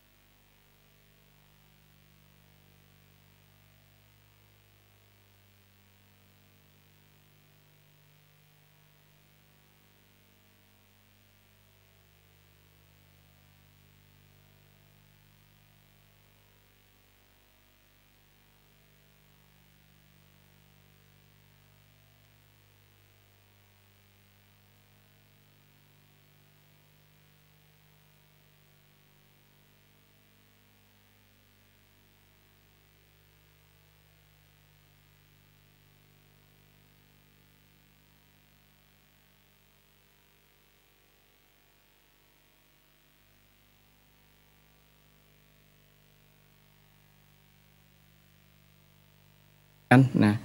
ปกติจะเป็นเดือนห้านี่เลื่อนไปแหมเดือนก็เป็นเดือนหกเดือนหกเพ็งเดือนหกเพ็งซึ่งจะเป็นวันคล้ายกับวันสำคัญทางพุทธศาสนาซึ่งในปีนี้ตรงกับวันที่1 มีนาคมแหม7-8 วันนี้ญาติโยมก็จะถึงวันสำคัญทางศาสนาคือวันมาฆบูชามาฆวันที่พระจันทร์เต็มดวงที่มีเหตุการณ์น่าสัศจรรย์เป็นเดือนที่เป็นวันเดือนที่ชาวพุทธจะต้องน้อมระลึกนึกถึงคุณความสำคัญทางพุทธศาสนาคือเราทั้งหลายได้น้อมระลึกนึกถึงว่ามีความสำคัญจะใดเกี่ยวกับเรื่องทาง ทางพระพุทธศาสนานี้ฉะนั้นศรัทธาญาติโยมทั้งหลายเมื่อถึงเดือนมาฆบูชาเนี่ยส่วนหลายส่วนหนึ่งเหมือนกันที่ชาวไทยของเราเนี่ยบ่จำกันเพราะว่ามันเลื่อนเปลี่ยนไปเรื่อยๆกันเลยทำให้เราบ่ค่อยจำกันว่าวันมาฆบูชาเนี่ยมันตรงกับวันไหนได้ประมาณนั้นเพราะว่ามันบ่ตรงกับเดือนทางสุริยคติเนี่ยเนาะมันบ่ได้เป๊ะแบบนั้นนะแต่ก็นับทางจันทรคติเนี่ยมันก็เหลื่อมล้ำกันระหว่างเดือนสุริยคติไปก็เป็นธรรมดาที่เขานับกันเดือนเป็นค่ำแรม1 ค่ำ 2 ค่ำ 3 ค่ำถึง15 ค่ำก็เริ่มต้นใหม่ข้างเดือนออกหรือว่าเดือนขึ้นเดือนขึ้นก็นับขึ้น1 ค่ำออก1 ค่ำออก2 ค่ำ 3 ค่ำจนถึง15 ค่ำอย่างนักมันก็ได้แค่30 วันแต่บางวันที่แต่บางเดือนเป็นเดือนขี้ก็ได้แค่29นะเพราะว่ามันดับ14เนี่ยเช่นเดือนขี้เดือน3เดือน7เดือน5เดือน7เดือน9เดือน11นี่เนาะมันก็จะเป็นมีเดือนแค่29 วันเนี่ยสาเหตุนี้เองที่ทำให้มันน้อยกว่าทางวันทางสุริยคติมันบ่เท่ากับเดือนมกรากุมภามีนาเมษาเดือนเหล่านั้นมันมี30 วันก็มี31 วันก็มีอย่างเดือนนี้ก็มี28 วันมีเดือนเดียวที่น้อยก็เพิ่นคือ28 วันแต่เดือนเนี้ยเดือนกุมภาพันธ์เนี่ยจะเป็นเดือนที่ชาวไทยส่วนหลายจำได้ว่าวันที่14 กุมภาเนี่ยเป็นวันวาเลนไทน์เนี่ยไผก็จำได้นะละอ่อนนี่ยิ้มจำได้ง่ายเพราะว่าเป็นวันแห่งความรักวันแห่งความฮักที่นักบุญชาว โรมันสมัยนั้นเปิ้นเสียชีวิตเพื่อความรักเสียสละชีวิตเพื่อความรักบูชาความรักด้วยการถูกประหารชีวิตซึ่งมีเจ้าจักรพรรดิ สมัยนั้นเปิ้นเข้มงวดบ่ให้คนถึงกับว่าแต่งงานกันนะมั่นกันประมาณนั้นทำให้นักบุญเนี่ยเกิดความคิดเห็นแย้งว่ามันบ่ถูกบ่ต้องประมาณนั้นคนเราต้องมีครอบมีครัวอย่างประมาณมีความฮักกันแสดงออกถึงความฮักก็บ่ผิดหยังประมาณมันก็เลยเกิดความขัดแย้งก็เลยทำให้ยับนักบุญที่ไปขังนักบุญชื่อว่าวาเลนไทน์ ก็เลยเป็นวันที่ทุกคนจำได้เพราะว่าวันนี้เป็นวันที่นักบุญเสียชีวิตเพื่อบูชาความรักบูชาความรักก็เลยเป็นวันสำคัญที่เราจำได้ง่ายนะเพราะว่า14 กุมภาพันธ์วาเลนไทน์ยิ่งมีเพลงร้องก็ยิ่งจำได้ง่ายนะแต่ทาง พุทธศาสนาวันสำคัญเนี่ยมันบ่ตรงกับวันเดือนทางสุริยคติที่กล่าวมาแล้วนะมันก็เลยเป็นเหตุหนึ่งที่ทำให้คนจำได้ยากนะหรือบ่ฮู้กำหนดวันแน่นอนถ้าไปเอาวันตีของสุริยคติมันบ่ตรงกับวันที่14 15 16 17นี่มันอาจจะปรับไปเรื่อยๆนะเพราะว่าเอาถือทางจันทรคติเป็นใหญ่นะเพราะว่านับตั้งนี้มาก็เลยคนนั้นบ่จำเกี่ยวกับวันมาฆบูชาเป็นวันสำคัญทางศาสนาวันนี้เป็นวัน ที่ชาวพุทธควรน้อมระลึกเพราะว่าเป็นวันแห่งความรักที่พระเจ้ามอบความรักคือมอบความรักให้กับทุกคนนะโยมนะมอบทั้งอุดมการณ์หลักการวิธีการนะซึ่งวันนี้เป็นวันที่เกิดความอัศจรรย์นะที่มีพระสงฆ์ 1,250 รูปมาประชุมกันที่บ่ได้นัดหมายบ่ได้โทรจิตบ่ได้โทรศัพท์หากันบ่ได้ส่งไลน์หากันแต่ว่าคงจะส่งโทรจิตหากันโทรจิตก็คือส่งจิตหากันว่าวันนี้จะมากราบนมัสการมาเยี่ยมมากราบพระพุทธเจ้าเพราะวันนึกถึงพระพุทธเจ้าที่ประทับอยู่เวรุวันวัดเวรุวันนี้เป็นวัดของพระเจ้าพิมพิสารที่ถวายให้พระพุทธศาสนาถวายให้พระพุทธเจ้ามีประสงค์ นะที่จะมาพักมาปฏิบัติธรรมซึ่งเป็นวัดที่รื่นรมมีป่าไผ่เวรุวันแปลว่าป่าไผ่เวลาประสงค์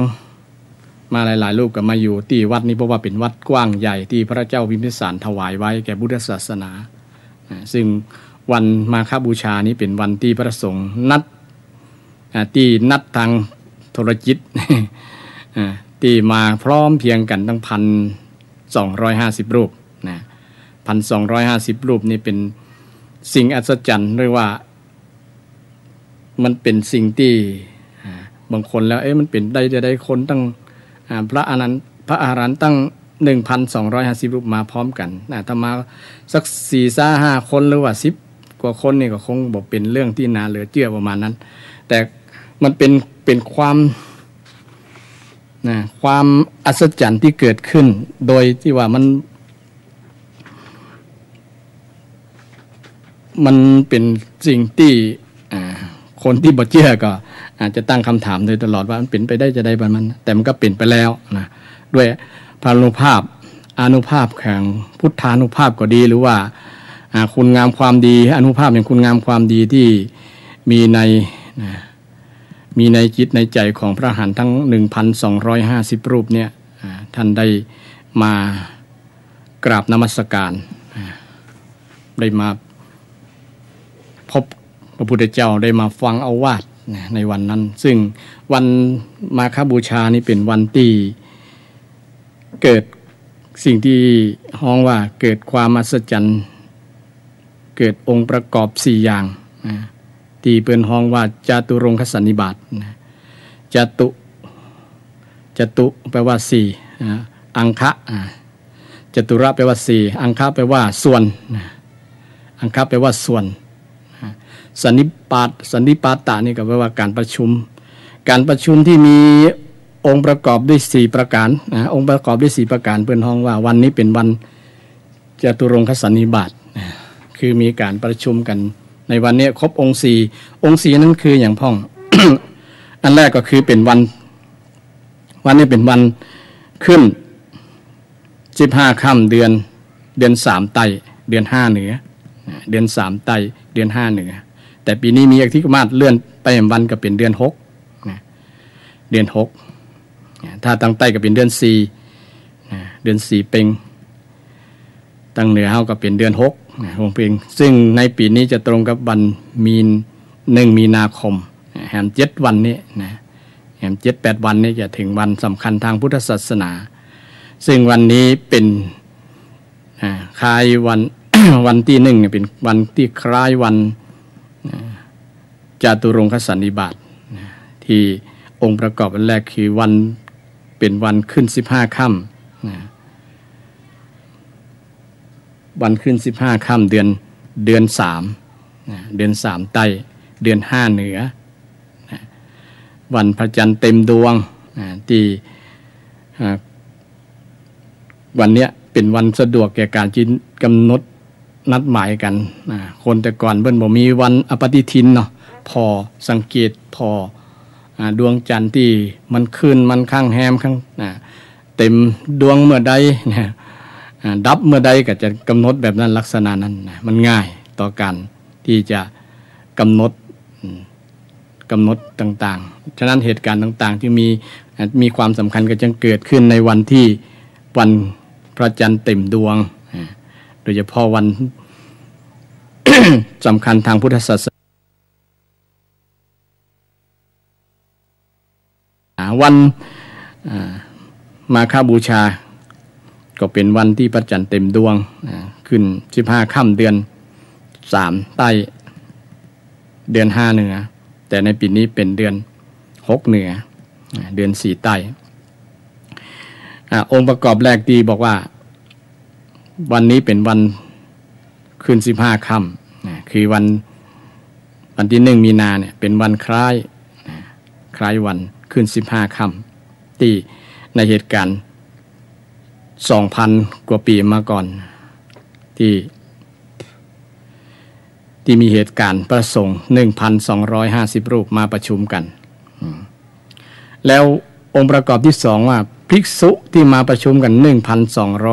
1,250 รูปเนี่ยเป็นภิกษุที่พระพุทธเจ้าเป๊กคือนะภาษาเมืองว่าเป๊กบวชให้ด้วยเอหิภิกขุการบวชแต่ก่อนนี้บวชพระ พุทธเจ้าบวชให้เองนะก่อนที่จะมอบความเป็นใหญ่ให้พระสงฆ์พุทธเจ้าบวชเองก็บวชบ่ยากแค่เปล่งวาจาเปล่งคำโอวาเอหิภิกขุท่านจงมาเป็นภิกษุเถิดประมาณนั้นก็สำเร็จเป็นครับผมสงสัยตรงว่าเอหิภิกขุนี่นะครับผมสนทนาสักหน่อยเนาะครับอันอย่างเช่นอย่างพระอย่างท่านพระสารีบุตรก็ดีเนาะครับหรือท่านยัสสะนะครับเนาะครับที่ได้ฟังธรรมแล้วนะครับครับแล้วท่านกล่าวแล้วก็ท่านขอบวชเนี่ยขอบวชเนี่ยครับเนาะครับขอพระองค์จงให้อุปสมบทแก่ข้าพเจ้าด้วยแก่กระผมด้วยมั้งครับเนาะครับแล้วพระองค์ตรัสว่าอะไรครับคือจงเป็นภิกษุมาเถิดครับทำอันเรากล่าวดีแล้วครับนะครับจงประพฤติพรหมจรรย์เถิดครับผมถ้าอี้ก็เป็นตุเจ้าล่ะเป็นตุเจ้าบ่ต้องสวดสุนาตุเมพันเตอย่างปัจจุบันนะครับนะครับบ่ต้องมีกุศลนะครับคือบ่ต้องมีเกี่ยวข้องกับสงฆ์เลยนะผู้ที่เจ้าของศาสนาเจ้าอนุญาตเลยอันนั้นรับรองเลยว่าผู้นี้เป็นตุเจ้าแล้วนะเป็นภิกษุแล้วนะบวชแล้วในพุทธศาสนาครับบ่ยากเธอจงเป็นภิกษุมาเถิดครับแล้วบ่ต้องไปขออนุญาตพ่อแม่เลยแต่ก่อนบวชครับขอมีศรัทธาอย่างเดียวแล้วพระเจ้าใจความเป็นเจ้าของศาสนาเนี่ยนะครับรับรองเลยว่าศาสดาเป็นศาสนาเพื่อเลยว่านี่เป็นตุเจ้าแล้วเด้อครับและบวชตุเจ้าก็แต่ก่อนแท้ๆก็อายุแค่7 ปีก็เป็นตุเจ้าได้นะครับนะเป็นบวชสามเณรนี่เป็นต้นนะสามเณรติสสะสามเณรนี่มุนี่นะนี่หมายถึงว่าเป็นภูมิธรรมแล้วเป็นภูมิธรรมครับคืออายุเป็นอรหันต์เนี่ยรับรองเป็นพระเลยรับรองเป็นตุเจ้าครับครับผมทั้งที่อายุแค่7 ปีก็ได้เป็นพระเป็นพระอรหันต์ได้นะครับเป็นพระที่บวชเป็นอุปสมบทได้ครับนะอุปสมบทได้เป็นภิกขุได้เต่าภิกขุแม่นแหละครับนะภาวะทำสังฆกรรมได้ทำสังฆกรรมได้ครับผมนี่พระพุทธเจ้าเป็นการันตีรับรองการันตีรับรองครับรับรองทีนี้มาถึงเอหิภิกขุอุปสัมปทาที่วันมาเข้าบูชาที่ถึงนี่นะครับครับผมที่พระสงฆ์จำนวน 1,250 รูปนั่นแหละครับเนาะมาประชุมกันโดยบ่ได้นัดหมายครับผมตรงนี้เดี๋ยวไว้ให้กันนะครับล้วนแล้วแต่เป็นเอหิภิกขุครับผมก็คือตู้เจ้าที่พระเจ้าทรงบวชเฮ้ครับผมบวชเฮ้แล้วแต่นับจริงๆมันนักกว่านั้นอาจารย์นักกว่านั้นครับคือมีช่วงไอ้ตู้เจ้าที่บวชเป็นพระอรหันต์ก็มีอยู่เพิ่นนับกันจริงอย่างเช่นอันเริ่มตั้งแต่ใครอ่ะ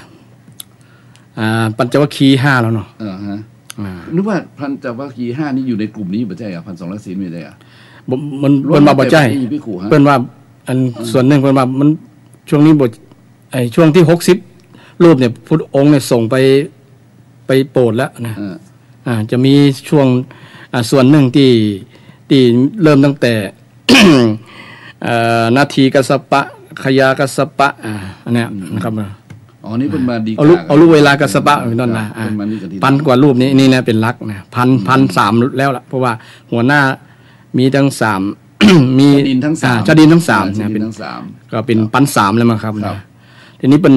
แฮม1,200มาจากไหนแฮม1,200 4 รูป200ครับ1,300แล้วมันก็แฮม250 รูปแฮม247 รูปเนาะ47 รูปเอามาจากไหนเพราะว่าเป็น ศิษย์ของพระสารีบุตรกับพระโมคคัลลานะ250 รูปครับแล้วก็บ่นับอันหัวหน้าตัวไหนถ้านับหัวหน้ามันจะเกินน่ะ1,250 รูปแต่เอาเรื่องนี้เขายกไว้ก่อนเพราะว่าเป็นเรื่องของการวิเคราะห์ครับวิเคราะห์จะเจนว่าบางคนอาจจะถามว่ามันเอาจำนวน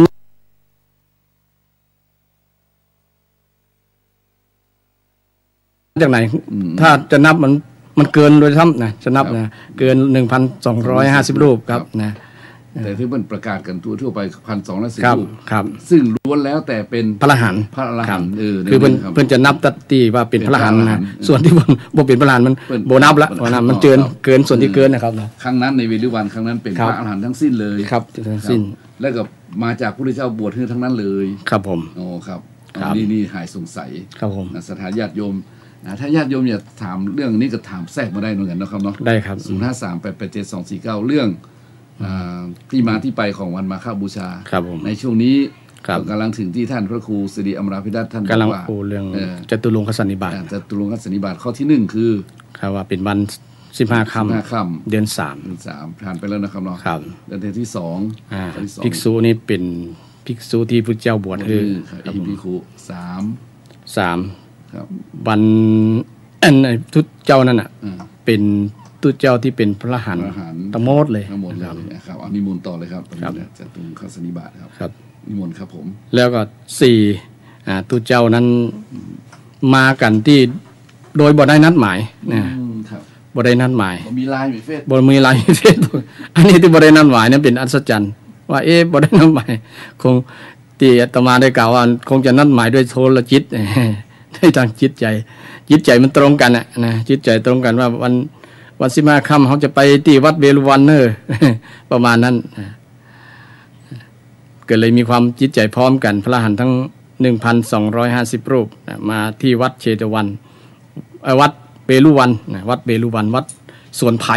มีไผ่เป็นที่ลุ่มลื่นเสียงอ้อแอดเวลาลมพัดนะเนาะญาติโยมลองนึกสภาพไผ่ที่ต้นใหญ่ๆนะมัน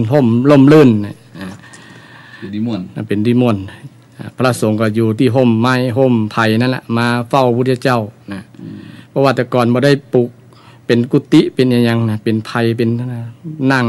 ที่ธรรมชาติเลยนะมาฟังพุทธเจ้าก็ประทับอยู่ที่นั่นนะประทับอยู่ที่เวรุวันนะเวรุวันวัดเวรุวันนะซึ่งเป็นวัดแรกของพุทธศาสนาที่พระเจ้าพิมพิสารถวายให้นะก็แล้วก็วันนั้นเป็นวันที่พุทธเจ้าได้แสดงนะเสียง พระสงฆ์ได้มาฟัง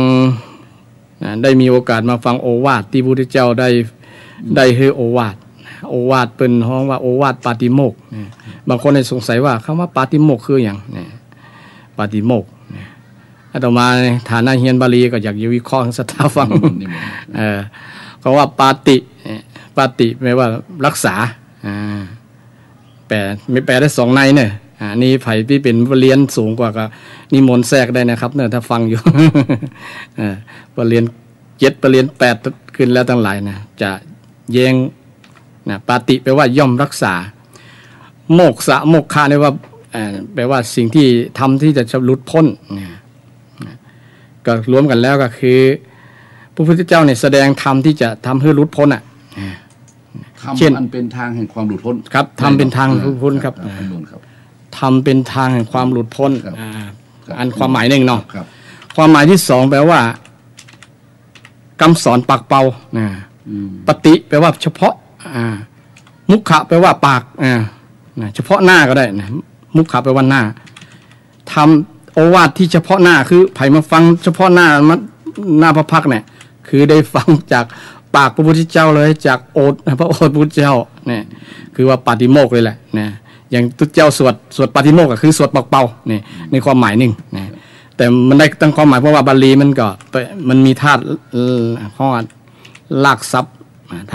ธาตุแต่ละธาตุสามารถแยกเป็นแปลได้หลายในได้นะแต่ส่วนนักเพิ่นแปลว่าทำที่จะทำให้หลุดพ้นเช่นสวดปาติโมกข์ก็คือพินัยนี่จะทำให้หลุดพ้นได้ประมาณนั้นรักษาทำที่รักษาให้พระสงฆ์เนี่ยให้ได้หลุดพ้นได้ ปฏิแปลว่าปฏิต่อเต่าต่อเต่าสลีเดแปลงต่อเต่าเป็นต่อปตักต่อเต่ามันด้วยอำนาจของไวยากรณ์นั่นเอง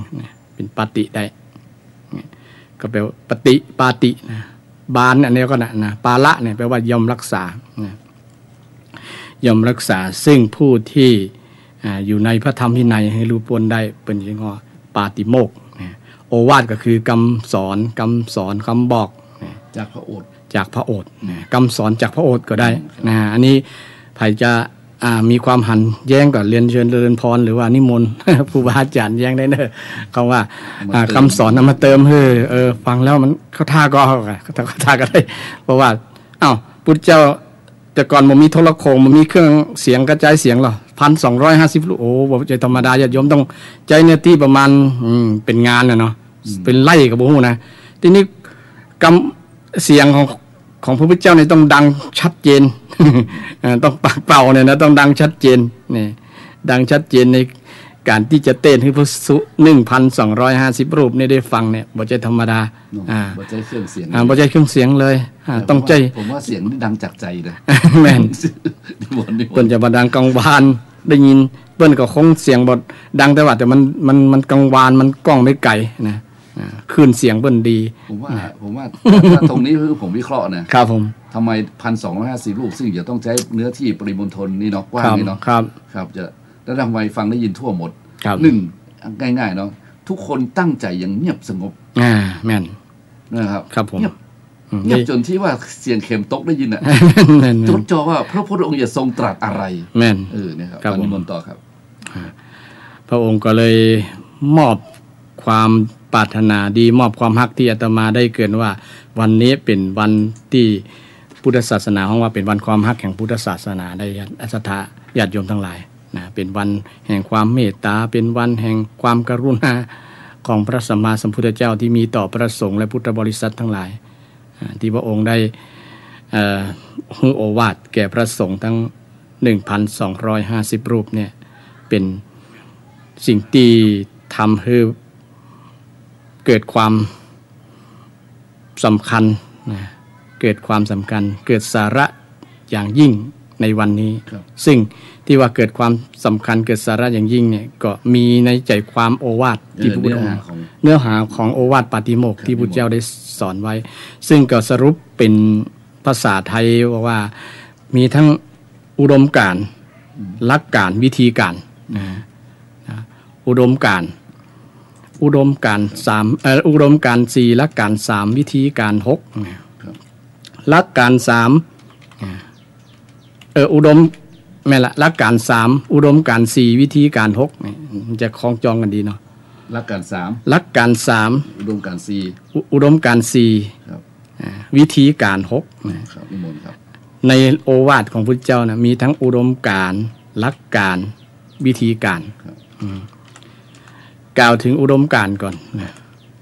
อุดมการณ์นี่ก็คือเป้าหมายของพุทธศาสนาแม่นกว่าศรัทธาญาติโยมอุดมการณ์เช่นบางคนมีอุดมการณ์ทั้งการนั่นการนี่อุดมการณ์ทั้งการเมืองอุดมการณ์ทั้งการศึกษาอุดมการณ์นั้นอุดมการณ์นี้อุดมการณ์ชีวิตอย่างต่างๆนะก็เป็นอุดมแปลว่าความสูงสุดเป้าหมายสูงสุดเนาะทางพุทธศาสนาเป้าหมายสูงสุดก็คือนิพพานข้อแรกคือนิพพานข้อแรกบอกว่าขันติปรมังก็เกี่ยวกับความอดทนอดกลั้นก็เป็นสิ่งที่จะนำไปสู่นิพพานเช่นกันก็เป็นอุดมการณ์เป็นอุดมการณ์ทางพุทธศาสนาเช่นเดียวกันคือความอดทนความอดทนเนี่ยก็ถือว่าเป็นอุดมการณ์ทางหลักพุทธศาสนาขันติปรมังตะโปตีติขาภาษาบาลีขันติปรมังตะโปตีติขาซึ่งแปลว่าความอดทนอดกลั้นเป็นตบะตะโปเป็นตบะปรมังอย่างยิ่งคือเป็นสิ่งสูงสุดเลยปรมังสูงสุดเป้าหมายที่ชาวพุทธจะต้องไปถึงก็คือความอดทนอยู่ด้วยความอดทนถ้าอดทนแล้วก็อุดมการณ์สูงสุดที่อยู่ในอันเดียวกันก็คือ คือนิพพานนิพพานังปรมังวัฏันติพุทธานิพพานังปรมังวัฏันติพุทธา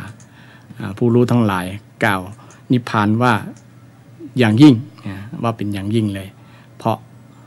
มันเป็นอุดมการณ์ที่ชาวพุทธทั้งหลายต้องไปสู่ให้ได้นะสู่นิพพาน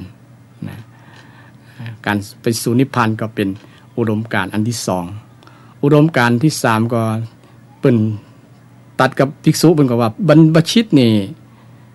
บอกควรไปบรรพชิตนี่บอกควรไปฆ่าคนอื่นป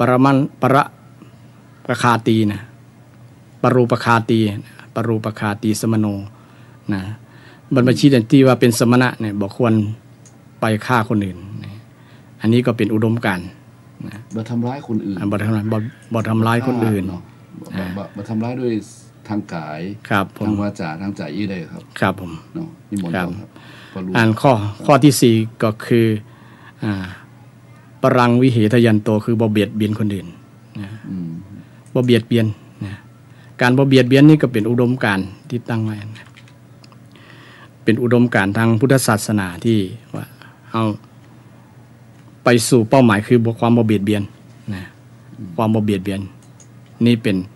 คาถาในโอวาทปาติโมกข์ที่พุทธเจ้าได้ตรัสไว้นะซึ่งลองกล่าวของคำนะครับขันติประมังตะโปตีติขานิพพานังวัฏันติพุทธาปปชิโตปรูปคาตีสมโนโหติปรังวิเหตัญญโตอันนี้เนี่ยเป็นอุดมการณ์นะสี่ข้อนี้ครับปิดอุดมการณ์อุดมการณ์3อุดมการณ์4อุดมการณ์4ครับข้อนี้ทีนี้มาลักการ3ที่เฮาได้ยินว่าหัวใจพุทธศาสนาเฮาได้ยินคุ้นบ่อยๆคุ้นหูสัพพปาปัสสะอรกนังกุศลสูปสัมปทาสัจจิตะปริโยทปนังอันนี้เป็นหลักการ3อย่างครับ3ข้อเนี่ย3ข้อ3อย่างนี้เป็นหลักการเลยคือพุทธเจ้ามีหลักการที่ว่าบ่ทำบาปจะทำอย่างก็อย่าทำบาปทำอย่างก็ทำบาปอย่าทำบาปอันนี้เป็นหลักเลยนะถ้ายึดหลักอันเนี้ยบ่ทำบาปแล้วก็ทำดีนี่อันที่2ทำดีเนี่ยข้อที่2นี่ทำดีก็เป็นหลักการ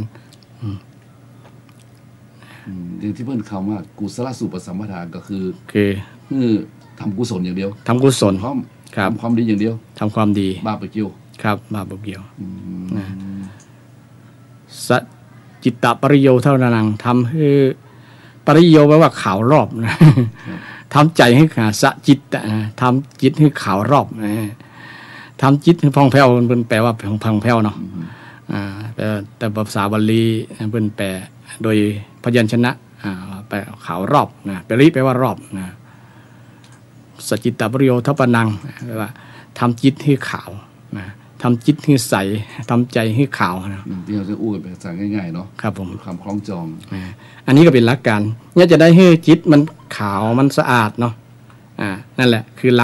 ลักที่จะยึดไว้ในการดำเนินชีวิตเนี่ยพระเจ้าก็สอนให้ยึดหลัก3อย่างเนี้ย1บ่ทำบาปบ่ทำบาปการบ่ทำบาปนี้บาปอย่างพ่องสปะอย่างสปะเนี่ยมันมีสปะด้วยนะ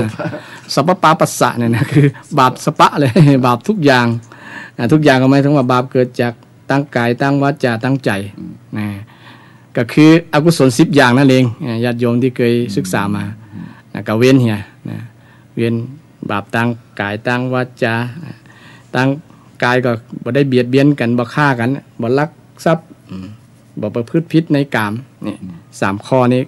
เนี่ยก็คือเว้นเฮียบ่ทำเอาอีกเลยบาปเขาว่าสปะคือสปะสเปดเองเนาะครับบาปทั้งหลายทั้งปวงบาปทั้งหลายเขามันแคบเข้ามาได้คืออันใดที่เป็นบาปอันนั้นคือที่มันบ่ม่วนมันหนักมันตุกมันเศร้ามันฮ้อนอีเลยครับครับเนาะสปะอีนะมันก็มาล้มลงที่ใจนะครับครับเนาะคือเว้นตรงนี้หมดเดี๋ยวโยมไม่อย่าได้บีบเข้าหน่อยอย่าไปได้กว้างเกินไปนะครับเนาะครับบอกให้ทำความชั่วครับเว้นจากความชั่วคือทำความดีข้อที่2คือทำความดีนะครับนะความดีข้อที่ข้อแรกว่าสปะปาปัสสะเนี่ยนะบาปทั้งหมดตามลงก็คือบาปที่เกิดจากกายทวารวจีทวารมโนทวารนะตั้ง3อย่างตั้งกายตั้งวาจาตั้งใจมันเกิดเนี่ยก็คือบอกคือทำนะรักกันยังไงคือทำถามว่าเป็นไงคือทำก็เพราะว่ามันเป็นทุกข์มันจะเป็นปัญหา คนที่ทำบาปนะเป็นตุกคนที่เป็นตุกนะคือทำบาป เป็นตะกะบทตะกะเลยพระเจ้าก็ตะกะเดียวกันตะกะเดียวกันสิ่งนี้มีสิ่งนี้จึงมีครับคือเว้นจากบาปแล้วหลักการนี้มันมีทั่วไปของศาสนานะศาสนาทั่วไปก็มีอยู่ครับมีอยู่แต่มันแปลกที่วิธีการนะครับวิธีการ6เนี่ยวิธีการ6เอาครับต่อไปถึงวิธีการ6 1เลยเอาลัดเลยบ่ครับเอาอันนี้มนต์ต่างสบายนะครับวันนี้มีลาเปลือกเตอครับเปลือกเตอหลักการต่อกันเลยครับนี่มนต์เลยครับมนต์ครับเกี่ยวกับเรื่องสาระสำคัญที่พุทธเจ้าได้สอนเกี่ยวกับโอวาทปาติโมกข์โอวาทคือคำสอนที่พุทธเจ้าได้ให้กับพระสงฆ์ทั้ง1,250 รูปเนี่ยนะ 1,250 รูปก็เป็นแยกเป็นการ3การที่ว่าก็คืออุดมการหลักการและวิธีการอุดมการมี4อย่างที่ได้กล่าวไว้แล้วนะซึ่งเป็นเป้าหมายชีวิตนะชาวพุทธก็ทุกคนก็ปรารถนาเป้าหมายชีวิตที่ดีๆเป้าหมายชีวิตที่ดีก็คือเป้าหมายที่มีความอดทนมีความสงบสันติคือนิพพาน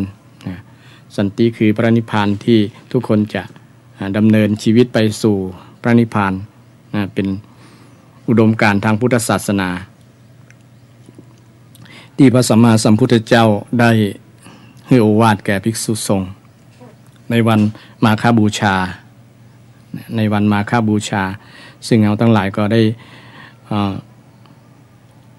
สามารถที่จะพินิจพิจารณาไตรตรองคำสอนโอวาทที่พุทธเจ้าได้สอนภิกษุนำมาประยุกต์ใช้กับวิถีชีวิตของเราก็ได้เพราะว่าถือว่าเป็นหัวใจสำคัญทางพุทธศาสนาคำสอนทั้งหลายมารวมลงนี้เกือบทั้งหมดเกือบหมดเลยเกือบหมดก็มาอยู่ที่อุดมการณ์หลักการและวิธีการหลักการที่พระพุทธเจ้าได้สอนไว้มี3อย่างที่ได้กล่าวเบื้องต้นตะกี้ก่อนแล้วว่าสัพพปาปัสสะอาการนังคือการบ่ทำบาปทั้งหมดการบ่ทำบาปทั้งหมดคือการบ่ทำความชั่วการบ่ทำความชั่วบาปแปลว่าสิ่งที่ทำให้จิตใจมันเศร้าหมองภัยทำแล้วจิตใจเศร้าหมองร่างกายเศร้าหมองกำอู้วาจามันเศร้าหมองมันบ่ดีมันก็เป็นบาปเป็นบาปฉะนั้นเปิ้นที่เราได้ยินคุณหูว่าอย่าทำบาปจนต้องบาปก็คือทำบาป10ประการทำบาป10อย่างบาป10อย่างก็มีแยกออกเป็นกายตั้งกาย3อย่างตั้งวาจา4อย่างตั้งใจ3อย่างตั้งกาย3อย่างก็ได้งดเว้นจากการฆ่าภัยฆ่าก็คนนึงว่าคือทำบาปคือการทำบาปเริ่มตั้งแต่ฆ่ามนุษย์จนถึงฆ่าสัตว์เดรัจฉานสัตว์ที่มีชีวิตมีลมหายใจมีปานะมีลมปานคือเคยมีชีวิตนั่นเองแต่การฆ่านี้มันก็มีหลายระดับนะฆ่าแล้วเป็นบาปรุนแรงฆ่าแล้วเป็นบาปเล็กน้อยก็มีตามเหตุตามปัจจัยตามสิ่งที่มันนักมันน้อยตามเหตุปัจจัยคือถ้าฆ่ามนุษย์ก็บาปเต็มร้อยแน่นอนถ้าฆ่าสัตว์ที่มีคุณก็บาปลองมาบุคคลที่มีคุณถ้าฆ่ามนุษย์ก็มีความบาปต่างกันเช่นเดียวกันเช่นฆ่าคนที่เป็นพระหันฆ่าคนที่เป็นผู้ที่มีบุญคุณฆ่าพ่อฆ่าแม่อย่างเป็นต้นคือบาปรุนแรงขึ้นก็มันลดหลั่นตามเหตุปัจจัยตามสิ่งที่มีคุณและบ่มีคุณนั่นเองสิ่งที่มีคุณงามความดีบุคคลที่มีคุณงามความดีมีคุณธรรมสูงก็ไปฆ่าไปทำลายก็ยิ่งจะเป็นบาปสูงขึ้นอันนี้เป็นก็คืองดเว้นบาปสิ่งเหล่านั้นเป็นบาปทางกายบ่คือลักขโมยกันคือทำมาหากินโดยสุจริตบ่ไปขโมยบ่ไปทุจริตคอร์รัปชันบ่ไปทุจริตคอร์รัปชันเช่น การไปหลอกลวงคนอื่น การไปลักขโมยไปโจรกรรมต่างๆโจรกรรมต่างๆทำให้เกิดปัญหากับสังคมกับประเทศชาติได้นะพระองค์ก็คืองดเว้นนะแต่ในส่วนของภิกษุบอกว่าคืองดเว้นเรื่องการไปหลอกลวงศรัทธาญาติโยมประมาณนั้นนะคืออยู่ในสมณะสารูปสมณะเพศนะที่ถูกต้องนะอันนี้เป็นหลักการนะหลักการทางพุทธศาสนา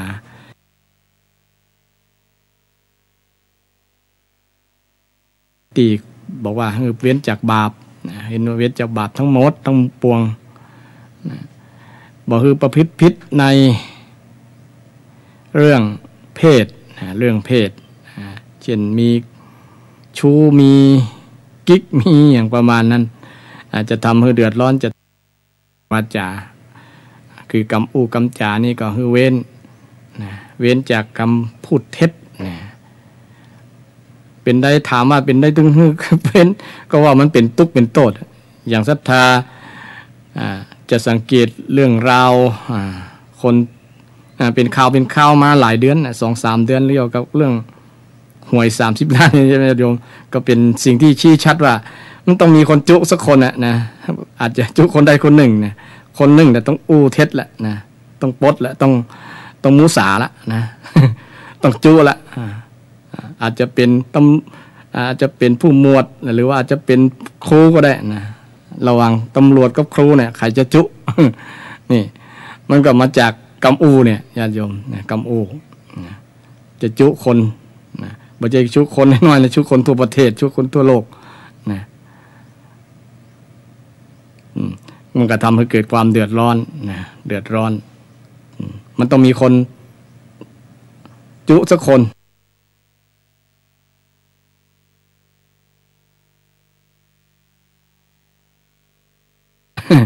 ว่าคนใดก็คนหนึ่งอันนี้ก็เป็นสาเหตุหนึ่งที่ว่าเว้นจากกรรมมุสาเนอะมันเป็นผลเสียมันเป็นทุกข์นะมันเป็นทุกข์นะเป็นทุกข์กับตัวเก่ายังมาปอเป็นทุกข์กับครอบครัวกับสังคมนะสังคมก็เป็นทุกข์ไปตัวอย่างคือประนามหรือว่าจังชิงชังอย่างประมาณนั้นนะนี่มันเป็นโทษเกี่ยวกับกรรมอูกรรมจาที่อูไปแล้วนะเกิดจากกรรมมุสาวาทนะมุสาวาทนะมุสาวาทปิสุนวาจาก็คือเว้นจากการ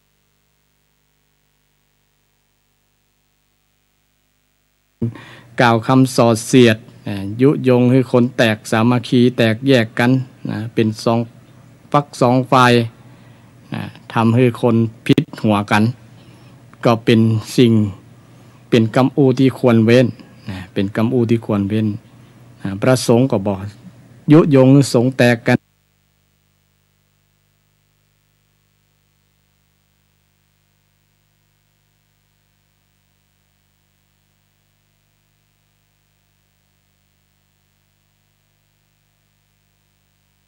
เป็นพรรคเป็นฝ่าย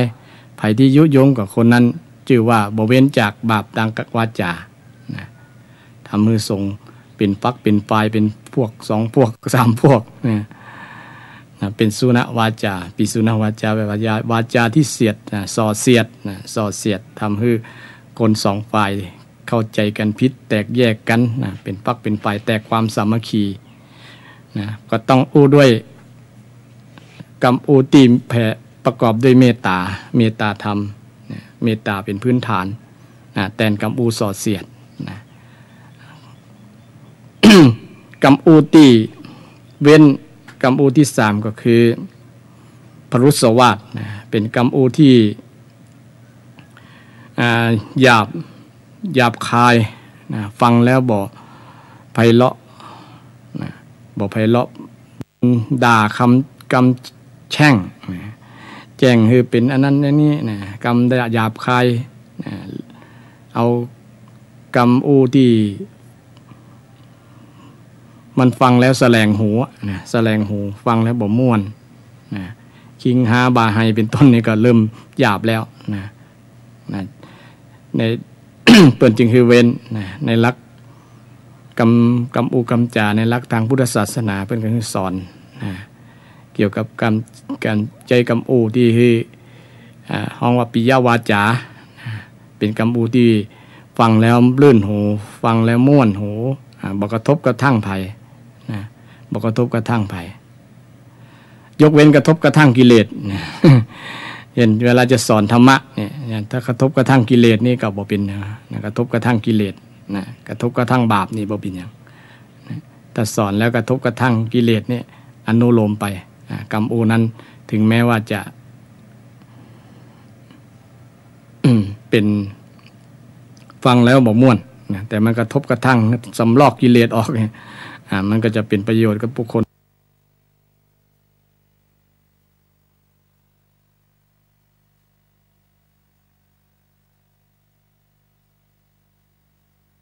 ฟังทำให้บรรลุธรรมนี่เป็นต้นก็ลักษณะนี้พุทธเจ้าก็เลยเคยได้ใจมาก็หลายท่านหลายคน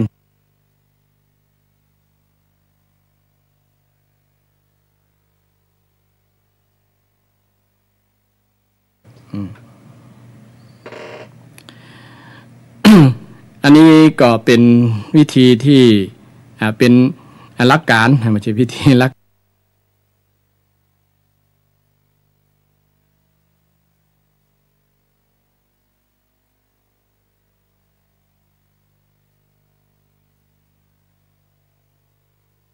ารที่พระเจ้าได้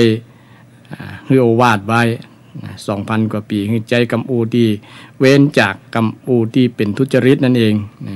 เป็นจากกำอูที่หยาบคายที่ส่อเสียดที่มุสาพูดเท็จจุภาษากำเมืองเขาคือกำอูที่จุกำอูที่ส่อเสียด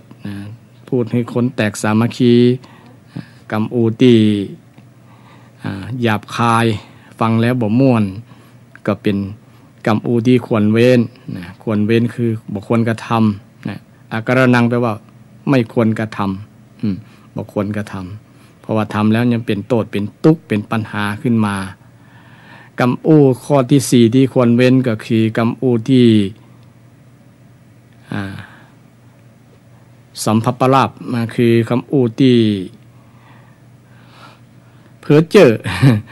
ภาษาไทยของเพ้อเจ้อเป็นกำอูที่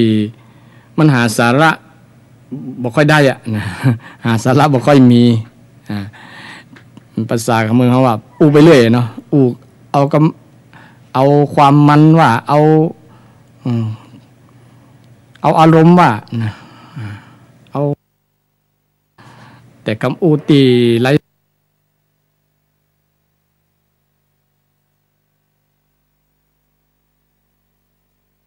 สาระนี่มันคือหาเหตุหาผลว่าไปเรื่อยนะว่าไปเรื่อยใครว่าก็ว่าไปเรื่อยบ่มีหลักมีฐานบ่มีเหตุมีผลทำให้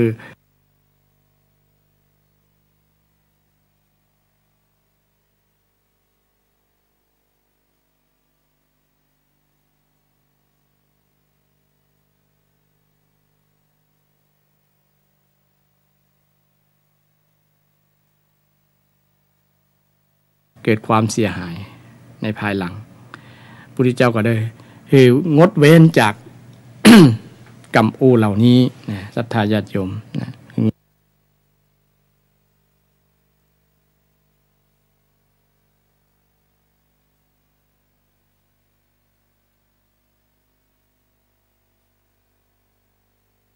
เป็นจากกรรมอูที่เป็นกรรมอูสัมภัปลาภนะอันนี้เป็นหลักการความโลภนั่นเองโลภอยากจะได้ของสิ่งที่ไม่ใช่ของตัวเก่ามาเป็นของตัวเช่นอยากจะเอาสิ่งที่ เป็นสมบัติของคนอื่นมาเป็นของตัวเองอยากจะได้เงินของคนอื่นมาเป็นของตัวเองโดยที่บอกได้ มาได้ด้วยน้ำบาน้ำแรงด้วยน้ำพักน้ำแรงของตัวเก่าคือจะเอามาด้วยการที่มันผิดกฎหมาย ที่มันผิดศีลธรรมคือ อยากได้เกินเหตุอยากได้เกินเหตุ ในหลักพุทธศาสนาถ้าอยากได้ก็ทำเอาเองเช่นอยากมีเงินก็ต้องทำงานอยากเรียนจบก็ต้องเรียนต้องมันต้องขยันนี่เป็นต้นในหลักพุทธศาสนาแต่คนที่ขี้ค้านเกียจค้านเนี่ยมันจะใจวิธีทางลัดนะคืออยากจะเอามีความอยากคือโลภเป็นที่ตั้งนะอยากจะได้แต่ว่าบ่ทำเนี่ยเพราะความโลภความขี้ค้านมันมาตัวกันใครได้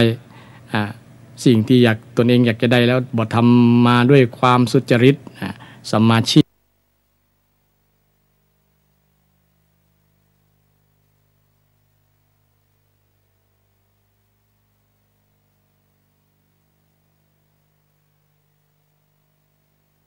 คือทำมาหากินด้วยความสุจริตเองเอาด้วย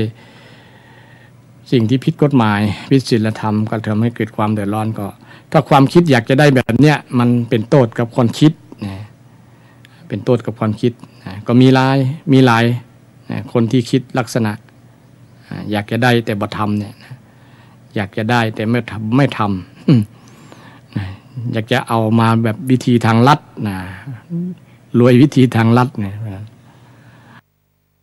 อยากจะได้มาเป็นคู่ครองตัวเก่าก็ใช้ทางที่ผิดนะพอเกิดความอยากในเมาในรูปว่าคนนี้สวยคนนี้งามอยากจะได้มาเป็นภรรยาแม้เป็นเมียเป็นต้นก็มาจากความโลภอยากจะได้นั่นเองความโลภอยากจะได้มาเป็นเจ้าของก็เลยทำในทางที่ผิดเช่นไปข่มขืนไปกระทำชำเราอย่างประมาณนั้นทำให้เกิดปัญหาในสังคมเพราะมาจากจิตใจที่โลภอยากจะได้โลภอยากจะได้ถ้าอยากจะได้ต้องทำพุทธศาสนาสอนให้เป็นศาสนาที่สอนให้ทำหลักกรรมก็คือทำนะคุณอยากจะรวยก็ต้องทำรวยอยากจนก็ทำจนคือทำอย่างได้อันนั้นสร้างเหตุอย่างก็ได้ผลอันนั้นอันนี้เป็นหลักการก็คืองดเว้นหรือว่าบอกควรคิดแบบนี้นะบอกควรคิดโลภถ้าอยากได้ก็ต้องทำเองนะความโลภมันก็จะบ่เกิดขึ้นในจิตใจนะมันก็บ่เกิดมีปัญหาบ่เกิดปัญหาในตัวคนคิดเนี่ยตึงวันนี้มันมีปัญหาก็ส่วนหลายและทีเดียวว่ามาจากความโลภความโลภอยากจะได้แล้วก็ขนขวายในสิ่งที่ตัวเก่าอยากบางครั้งอยาก อยากเกินกำลังเกินความสามารถเกินความรู้ตัวเก่าก็เป็นความทุกข์เป็นกิเลสฉะนั้นความคิดโลภเนี่ยเป็นอันตรายต่อสุขภาพจิตใจต่อจิตใจคนเฮา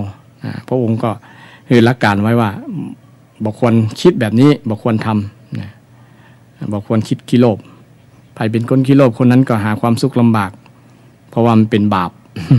ใครที่มีความโลภควรสร้างความโลภมาเป็นความเปลี่ยนจากความโลภมาเป็นฉันทะมาเป็นความอยากจะทำเช่นเราอยากจะมีเงินอยากจะมีบ้านอยากจะมีรถก็ทำมาหากินด้วยความสุจริตก็มีเองมันขยันมันเพียรมันก็ได้มาเองได้มาด้วยความขยันนั้นอันนี้ก็เป็นเหตุ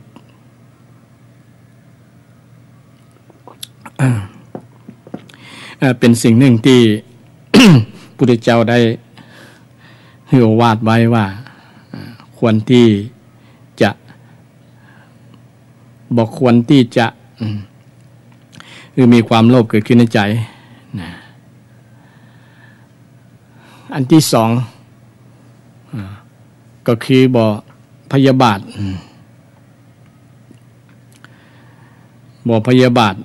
จิตบ่พยาบาทคือบ่โคตรนั่นเองเนาะบ่โคตร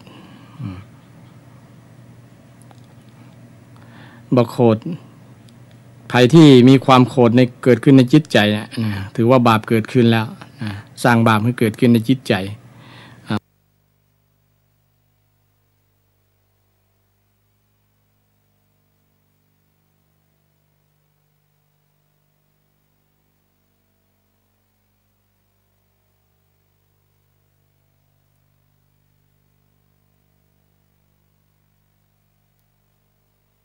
ถือว่าบาปเกิดขึ้นแล้วสร้างบาปให้เกิดขึ้นในจิตใจเพราะความบ่ชอบใจบ่ถูกใจอย่างต่างๆในกับบุคคลกับการกระทำบางอย่างของคนอื่นอย่างต่างๆนะทำให้ความโกรธมันเกิดขึ้นในจิตใจก็เกิดความพยาบาทมาดร้ายที่จะแก้แค้นอย่างตัวมาทำให้เป็นสร้างปัญหาต่างๆตัวมานักเพราะว่าความคิดโกรธคิดพยาบาทกับจิตกับใจมันเกิดขึ้นกับบุคคลนั้นทำให้เกิดความเดือดร้อนเกิดความเกิดปัญหาเกิดความทุกข์กับบุคคลที่มีความคิดจะอันนะจริงๆคนเฮานี่ก็มีศัตรูรายกาจที่เฮาอยู่กับมันจนคุ้นเคยนะจนว่าหันว่ามันเป็นเปื้อน บางคนว่าหันมันเป็นเปื้อนที่ดีเช่นความโลภความโกรธความหลงเนี่ยนะมันอยู่ตัวเฮามาเมินอยู่ตัวเฮาประจำอยู่จนชินบางครั้งมันก็บังคับให้เขาทำมานั้นทำมานี้ก็เพราะอันเนี้ย3 ตัว3 สิ่ง3 ความคิดเนี่ยทำให้เกิดความเดือดร้อนสร้างบาปสร้างกรรมต่างๆมาเพราะว่าจิตใจที่มีศัตรูที่มาอยู่มีมาครอบงำนักเนี่ยทำให้จิตใจเรามันสูญเสียอิสรภาพนะสูญเสียความเป็นผู้มีจิตใจที่ดีงามนะตกอยู่เป็นทาสของอารมณ์ความโลภอารมณ์แห่งความโกรธอารมณ์แห่งความเกลียด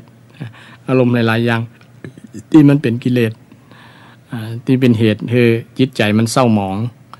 จิตใจมันเศร้าหมองฉะนั้นเราก็ควรที่จะระมัดระวังสิ่งเหล่านี้บ่ควรทำบ่ควรคิดมีนักวิทยาศาสตร์ได้สอนได้มีวิเคราะห์นักวิทยาศาสตร์หรือว่านักวิจัยเกี่ยวกับสมองของคนเฮาญาติโยมของสหรัฐอเมริกานี่นักวิเคราะห์วิจัยมีแพทย์เกี่ยวกับผู้เชี่ยวชาญด้านสมองของคนว่าคนเฮานี่บางคนนี่มี มีพฤติกรรมซ้ำๆบ่อยๆอย่างเก่านะคนที่เคยทำอะไรอย่างก็ทำแบบนั้นนะเขาก็เลยสงสัยว่าคนเราสมองของเรามันเกิดจากอันอย่างต่างๆจงมีเหตุอย่างต่างๆที่มันมีผลมันอยู่ที่ว่าคนไหน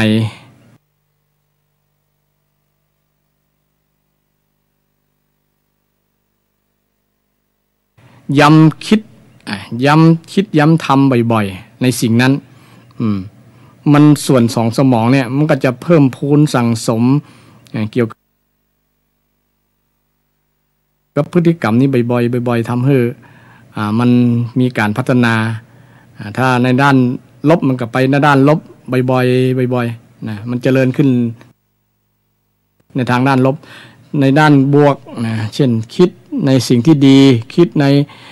บ่โลภคิดบ่โกรธคิดบ่หลงเนี่ยมันก็จะเจริญมาทางด้านนี้บ่อยๆเนี่ยมันก็จะพัฒนาตนเองให้เกิด พฤติกรรมที่ดีขึ้นเรื่อยๆแต่ตรงข้ามถ้าคนไหนที่คิดเนี่ยคิดบาป คิดบาปมันก็จะเป็นบาปเพิ่มขึ้นเรื่อยๆเนี่ยนะมันเป็นหลักวิทยาศาสตร์ที่เปิ้นวิเคราะห์วิจัยมาแล้วว่าสมองว่าความคิดมันมีผลกระทบทำให้มันเป็นผลเสียต่อสุขภาพต่อการพัฒนาในส่วนของจิตใจของร่างกายฉะนั้นเราก็ควรที่จะพัฒนาในการคิดสิ่งที่บวกคิดสิ่งที่ดีๆงามคิดสิ่งที่บ่เป็นบาปอย่างที่พระองค์ได้ให้โอวาทไว้มันจะเป็นผลดีเป็นผลดีกับชีวิตของคนเฮาโดยเฉพาะความคิดอันสุดท้ายคือบอกคนหลงเนี่ยนะบอกคิดหลงในคลองธรรมนะ บ่คิดหลงในคลองธรรมบ่หลงพิษบ่หลงพิษบ่เป็นมิจฉาทิฏฐิ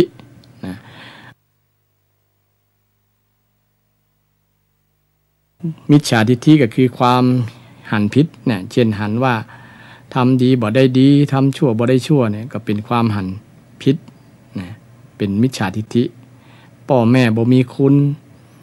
บุญบ่มีบาปบ่มีโลกหน้าบ่มีเนี่ยลักษณะนี้เป็นมิจฉาทิฏฐินะพุทธเจ้าได้สอนไว้นะถ้าคิดว่าทำดีได้ดีนะบุญมีบาปมีนะทำบาปได้บาปทำบุญได้บุญเนี่ยคือเชื่อลักกรรมเชื่อผลของกรรมเชื่อ ทำได้ทำแล้วจะได้อันทำแล้วเขาก็ได้คนได้เองเนี่ยบ่มีไผมาโดนบันดาลให้เขาได้นอกเขาจะทำเอง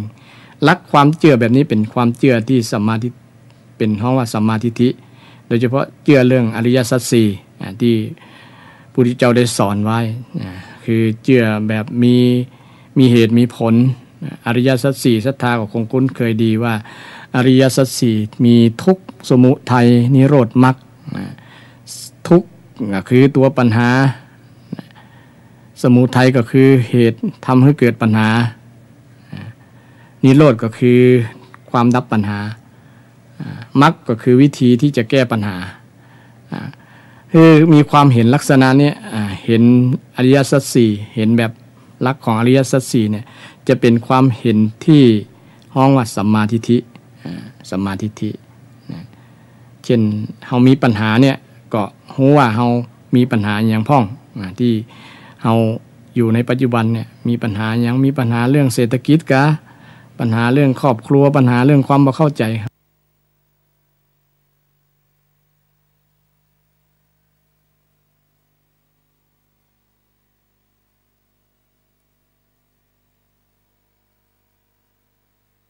ก็ต้องหาเหตุนั้นหาเหตุหาผลทั้งเหตุทั้งผลเชื่อมทั้งเหตุทั้งผลไปหากันสาเหตุที่เขาเป็นทุกข์เพราะผลมาจากอะไรอย่างเนี่ยเราต้องโยงเหตุโยงผลไปหากันมันก็จะทำให้เอาลักษณ์ของอริยสัจสี่มาใช้วิธีแก้ปัญหาชีวิตของเราได้มันก็จะแก้ได้นะบางคนมีปัญหาแล้วไปเปิ้งคนอื่นนะไปเปิ้งหมอหมอดูอย่างประมาณนั้นนะตามหลักพุทธศาสนาก็คือเชื่อตัวเก่านะคือเชื่อแล้วกรรมญาติโยมนะเชื่อว่าเฮาบ่มีไผฮู้ใจเฮาเต้าเฮานะฮู้ดีเต้าเฮานะเฮามีอย่างในใจเนี่ยเฮาเนี่ยฮู้ดีนะมีปัญหาอย่างถามใจเฮานะการคิดลักษณะนี้เป็นลักษณะของอริยสัจสี่นะหาเหตุหาผลว่าที่เฮาเป็นทุกข์เป็นปัญหาถึงวันเนี่ยเพราะมาจากสาเหตุอย่างเฮาสามารถถามตัวของเฮาก่อนได้นะบ่ต้องไปถามไผถามเฮาเนี่ยเป็นหมอดูที่สำคัญนะเฮาฮู้ก่อนนะคนอื่นนอกจากเพิ่นจะบรรลุขั้นสูงถึงจะทายใจได้ถึงจะอ่านใจเฮาออกได้ญาติโยมนะแต่ทุกคนบ่บรรลุแล้วก็เป็นหมอเดาส่วนนัก หมอเดาไว้ตามลัก ลักที่ได้เรียนมาประมาณนั้นนะบ่ได้หมายความว่าบ่ให้เชื่อนะก็มีส่วนที่จะเชื่อแล้วแต่มีเหตุมีผลนะถ้าเขาคือคำตอบกับเขาว่าเหตุนี้เพราะเฮามีปัญหาเพราะสาเหตุนี้เฮาก็สามารถที่จะนำข้อที่ท้วงติงหรือว่าที่เขาดูเฮาเอาก็มาพิจารณาบ่ใช่ว่าเชื่อไปเลยรักความเชื่อนี่เฮาก็ต้องใจรักกรรมเพราะว่าพุทธศาสนาสอนเรื่องรักกรรมว่าทำอะไรอย่างใดอันนั้นนะทำอะไรก็ได้อันนั้นนะเช่นเฮากินข้าวเฮาก็อิ่มต้องคนบ่กินก็บ่อิ่มเนี่ยมันก็ลักการที่พิสูจน์ง่ายๆนะเฮาทำเฮาเฮาคิดอันหยังก็ได้อันนั้นนะได้สิ่งที่เฮาเฮาคิดเฮาทำนี่เป็นลัก การกระทำที่พุทธศาสนาสอนฉะนั้นถ้าเรามีความเชื่อแบบนี้มันจะบ่หลงตางนะบ่หลงตางบ่หลงคิดนะบ่หลงคิดไปตั้งอื่นนะบ่หลงคิดไปตั้งอื่นเพราะว่าเรามีสิ่งที่ดีอยู่ในมือแล้วอยู่ในที่นี่มันก็จิตในใจของเรามีพระรัตนตรัยเนี่ยเป็นที่เปิงต่างจิตต่างใจเวลามีปัญหาต่างๆเนี่ยเราสามารถยึดหลักเนี่ยหลักคำสอนพุทธเจ้าเนี่ยยึดหลักไว้ว่าพุทธเจ้าสอนจะได้เวลามีปัญหาเราก็ยึดหลักเนี่ยเวลาเรามีความทุกข์บ่สบายใจเราบ่สบายใจเพราะสาเหตุยังเยืองไปก็แก้สาเหตุที่ทำให้เราบ่สบายใจนั้นนะก็มีลักษณะแบบเนี้ยหลักการที่พุทธเจ้าได้สอนไว้นะคือบ่ฮึคิดผิดบ่ฮึคิดผิดบ่ฮึหลงบางคนมันหลงตังเสียเวลาหลงตังเสียเวลาหลงหลายๆหลงมันเสียทั้งนั้นนะเสียนะทำให้ชีวิตบางครั้งอาจจะหันเหไปทางที่แก้ไขยากลำบากนะแก้ไขยากลำบากจนสูญเสียโอกาสดีๆที่จะดำเนินชีวิตนะสูญเสียโอกาสที่จะมีความสุขมีคุณภาพในการดำเนินชีวิตได้เพราะมาจากความคิดที่หลงนั่นเองนะอันนี้สำคัญนะหลักการทั้ง3อย่างคือ หลักการแรกที่ว่าบอกคือทำบาปทั้งหมดเนี่ยได้กล่าวมาคือศรัทธาญาติโยมได้พิจารณาไปตัวว่าการกระทำทางกายการทำทางวาจาการทำทางใจที่เป็นบาปเนี่ยพระพุทธเจ้าได้ตรัสไว้ว่าบ่ควรทำอาการนังสัพพปาปัสสะอาการนังบาลีว่าจะนะอาการนังแปลว่าบ่ควรทำบ่ควรพูดบ่ควรคิดนั่นเองนะถ้าคิดไปแล้วมันจะมีโทษนะอันนี้คือหลักการไว้ข้อแรกหลักการข้อ2ว่ากุศลสูปสัมปทาแปลว่ายังกุศลให้ถึงพร้อมนะการทำกุศลให้ถึงพร้อมก็คือการทำคุณงามความดีนะตะกี้เฮางดเว้นบาปนะเฮาก็มาสร้างการทำความดีแทนเช่นเฮาบอกฆ่าก็มีเมตตานี่ญาติโยมการทำความดีก็คือมีเมตตาแก่สัตว์บ่ฆ่าสัตว์เมตตาแก่คนบ่ฆ่าคนเมตตาแม้แต่สรรพสิ่งเมตตาพืชที่เราปลูกไว้ก็บอกกล้าตัดให้เป็นต้นความเมตตาก็เป็นคุณธรรมคุณความดีกุศลแปลว่าความฉลาดกุศลสูปสัมปทายังกุศลคนที่ฉลาดก็คือทำสิ่งที่ดีสิ่งที่งามสิ่งที่เป็นคุณเป็นประโยชน์กับตัวเก่าการที่มีเมตตาเนี่ยคนมีเมตตาคือคนฉลาดคนที่ฉลาดการที่ดำเนินไปตาม ตามหลักความเมตตาที่เป็นหลักธรรมคำสอนในทางพุทธศาสนาเมตตาธรรมคำจุนโลกเนี่ยคนที่ฉลาดคือคนมีเมตตา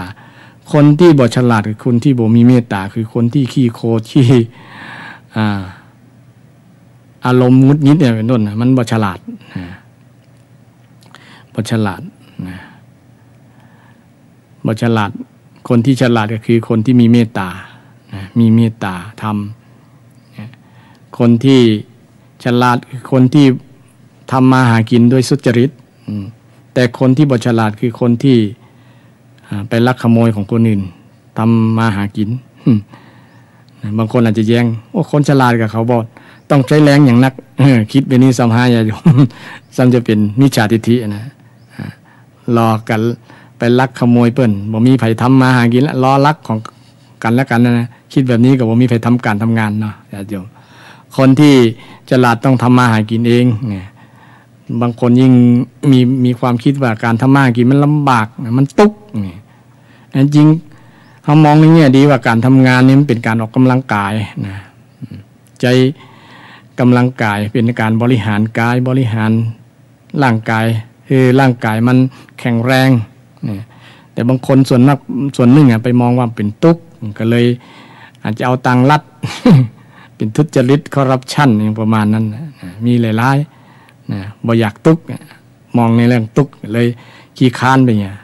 ขี้ค้านก็เลยเป็นเหตุเป็นทำให้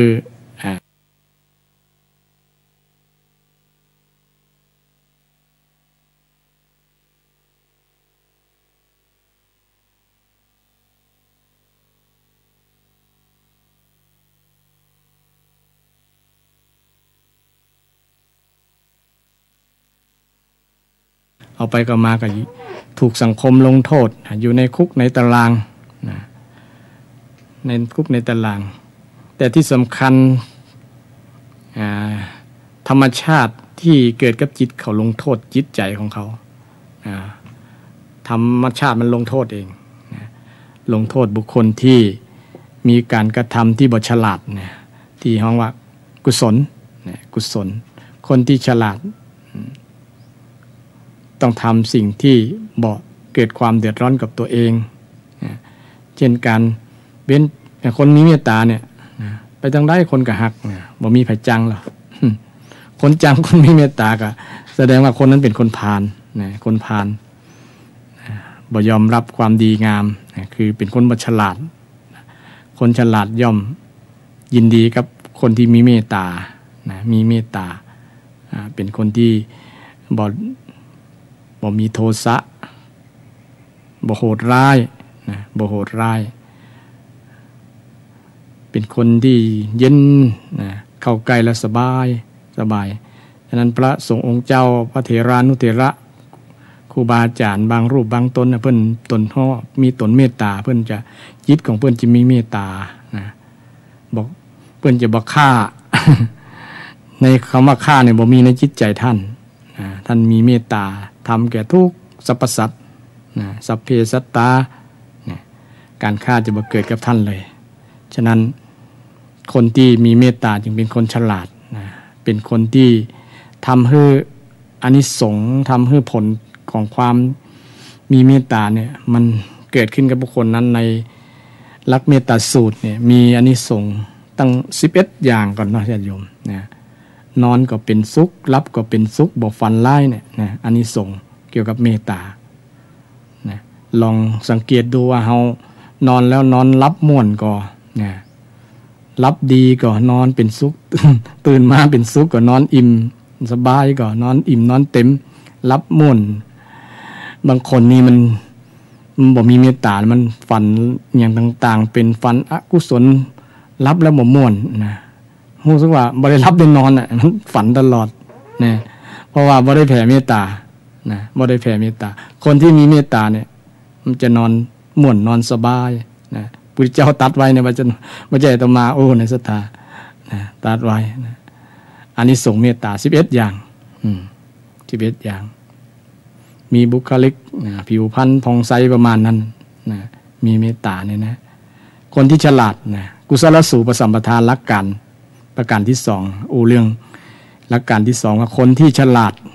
ทำความฉลาดให้บริบูรณ์ให้ถึงพร้อมเนี่ยกุศลสูปสัมปทาคนที่ฉลาดบ่ไปลักขโมยไผประกอบสัมมาอาชีพบ่ไปทุจริตไผอันนี้จะทำให้บุคคลนั้นอยู่เย็นเป็นสุขบ่มีปัญหาเรื่องละแคะละคายเรื่องหวาดระแวงว่าบุคคลนี้ขี้ลักขี้ขโมยเป็นมิจฉาชีพเนี่ยอยู่ตั้งใดก็เดือดร้อนแล้วเขาระบาดระแวงอันนี้เป็นขี้ขโมยเป็นคนขี้ลักไว้ใจบ่ได้ประมาณนั้นจะไปตั้งใดก็เป็นห่วงเป็นใยคน ระบาดระแวงคนเนี่ยขี้ลักขี้ขโมยเนี่ยสร้างความเดือดร้อนแต่ถ้าสังคมใดก็แล้วแต่นะปราศจากสิ่งเหล่านี้นะคือมีคนความเป็นคนฉลาดทำมาหากินเป็นสมาอาชีพประกอบสมาอาชีพก็อยู่ม่วนนะสังคมนั้นก็อยู่ม่วนนะอยู่กันได้บ่ต้องหวาดระแวงนะบ่ต้องกลัวว่าใครจะมาลักมาประพฤติมิชอบมาทุจริตนะมาทำสิ่งที่สูญเสียประโยชน์เกี่ยวกับเรื่องทรัพย์สินเงินทองก็อยู่กันม่วนนะอันนี้ก็เป็น หลักการข้อที่2ว่าใครคนที่ทำมาหากินด้วยเป็นสมาอาชีพเนี่ยเป็นคนฉลาดนะเป็นกุศล เป็นกุศลของจิตกุศลจิตนะของจิตใจของบุคคลนั้นภัยก็ตามที่มีความมากในกามเป็นสัทธารสันโดษ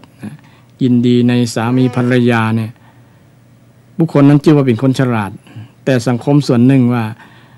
มีกิ๊กมีกักเนี่ยเป็นความเท่เป็นความฉลาดเนี่ยกำหาผลกำไรกับตัวเก่าผลกำไรชีวิตเนี่ยในคิดเรื่องนี้เป็นมิจฉาทิฏฐิเลยนะเพราะว่ามันจะสร้างปัญหานะสร้างปัญหานะสร้างความเสื่อมให้กับตัวเก่านะมันก็จะทำให้ปัญหาเริ่มตั้งแต่ทะเลาะวิวาทกับคู่ครองกับภรรยาตัวเก่านะครอบครัวก็จะขาดความอบอุ่นลูกหลานก็จะหาความสุขลำบากเพราะว่าพ่อแม่ทะเลาะกันในที่สุดก็แตกแยกหย่าร้างกันเพราะว่าบ่ไว้วางใจนอกจิตนอกใจกันประมาณนั้นคนที่ฉลาดจะอยู่ในคู่ครองเนี่ยก็ต้อ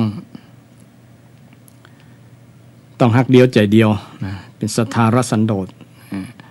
เอาว่าเบญจศีลข้อเบญจธรรมข้อที่3นะเบญจธรรมข้อที่3จะทำให้บุคคลนั้นอยู่ดีมีสุขนะถ้าเป็นพระสงฆ์องค์เจ้านะก็บอกไปห้องว่ากามวิตก ถ้าพระสงฆ์องค์ใดมีกามวิตกนะปรารถนาเรื่องกามคุณนักนะก็อยู่ลำบากพระสงฆ์ท่านใดปราศจากกามวิตกแล้วก็จะอยู่ม่วนเป็นบุคคลที่ฉลาดนะเพราะว่าสิ่งเหล่านั้นเป็นอันตรายล่อแหลมต่อพรหมจรรย์นะต่อพรหมจรรย์นะคิดแต่เรื่องเพศเรื่องกามทั้งหลายทำให้อยู่ลำบากอยู่ในผ้าเหลืองลำบากนะอันนี้ก็ส่งข้อเข้ากับโอวาทพุทธเจ้านะแต่จริงก็พุทธเจ้าก็ได้สอนเรื่องภิกษุเป็นส่วนใหญ่ละนะญาติโยมนะแต่มา รวมถึงชาวบ้านตัวถึงชาวบ้านว่าบาปที่ควรเว้นและความดีที่ควรทำเนี่ยเป็นหลักการนะพุทธศาสนาอย่างกุศลให้ถึงพร้อมคนที่ฉลาดก็คือคนที่อูดความจริงไผที่จุคนนั้นจุคนนี้เป็นคนที่บ่ฉลาด ในหลักพุทธศาสนาพระพุทธเจ้าก็สอนคนที่ฉลาดคือคนที่บ่ไปจุคนนั้นจุคนนี้บ่ไปมุสาวาทบ่ไปอูเท็จอูหลอกอูลวงไผที่จุคนนั้นคนนี้เนี่ยคนนั้นบ่ฉลาดนะเป็นมีปัญหาแน่นอนอย่างได้ยกเรื่องหวย30 ล้านที่เป็นปัญหานะก็มาจากกรรมโอกรรมจารนั่นเองเนาะจะหลอกลวงคนทั้งประเทศต้องมีคนไผสักคนเนี่ยได้รับผลของการกรรมโอกรรมจาที่เป็นมุสาหลอกลวงพูดเท็จให้คนทั้งหลายเชื่อทั้งหลายเชื่อคนทั่วประเทศเชื่อก็จะได้รู้ผลเมื่อเขาทำไปแล้วก็ต้องเตรียมตัวรับผลของการกระทำเป็นว่าผลกรรมของการกระทำกรรมโอจะปรากฏจะทำให้เขาได้ชิมรสของกรรมโอที่เขาหลอกลวงคิดแต่งเรื่องขึ้นปั้นขึ้นเป็นมันประมาณนั้นคนฉลาดต้องอูดในสิ่งที่ทำให้เกิดความมีเมตตากรรมอูต้องมีเมตตาเป็นพื้นฐานบ่สร้างความแตกแยกเนี่ยจะได้ทำให้คนสามัคคีกันเช่นคนทะเลาะวิวาทกันก็กรรมอูจะได้ก็คือมันสร้างความสามัคคีดีกันนะสามีภรรยาเข้าใจกันทะเลาะกันไผสามารถอูจาให้เขาสามัคคีกันนะชาวบ้านทะเลาะวิวาทกันนะไผอูจาให้สามัคคีกันดีกันขึ้นนะคนนั้นชื่อว่าคนฉลาดอูฉลาดฉลาดกล่าวฉลาดในการใจกำอูกำจานะกำอูกำจาที่เป็นสิ่งที่จะทำให้คนมีความสามัคคีกันนะก็จะเป็นความดีความงามจะเป็นความฉลาดนะในการอู้คนฉลาดในการอู้ต้องอู้กรรมที่ ไพเราะปิยวาจานะคำอูที่ม่วนฟังแล้วม่วนหูบ่สะดุดหูบ่เป็นพลุสวาทนะบ่เป็นคำอูที่หยาบคายนะคนที่อูหยาบคายเป็นคนที่บ่ฉลาดนะแล้วคนอูที่ฉลาดก็คือคนอูที่อูมีสาระมีประโยชน์มีสาระสามารถนำไปเอาประโยชน์จากคำอูนั้นไปประยุกต์ใช้อูแล้วมันมีหลักมีฐานฟังแล้วมันมีหลักมีฐานมีประโยชน์กับคนฟังมีสาระไม่ใช่อู้ไปเรื่อยอู้เลยเปื่อยอู้เลยเปื่อยอะไรทำให้คนฟังแล้วสูญเสียผลประโยชน์แต่คนฉลาดต้องอู้สิ่งที่เป็นประโยชน์อู้เป็นสิ่งที่เป็นประโยชน์สรุปแล้วก็คือกำอูที่เป็นสุภาษิตสุภาษิตาจยาวาจาเป็นมงคลกำอูที่เป็นมงคลเนี่ยเป็นกุศลที่ควรจะยังให้ถึงพร้อมคือทำให้เกิดให้เป็นในภิกษุในบาศกอุบาสิกาศรัทธาญาติโยมนำไปอุปจาได้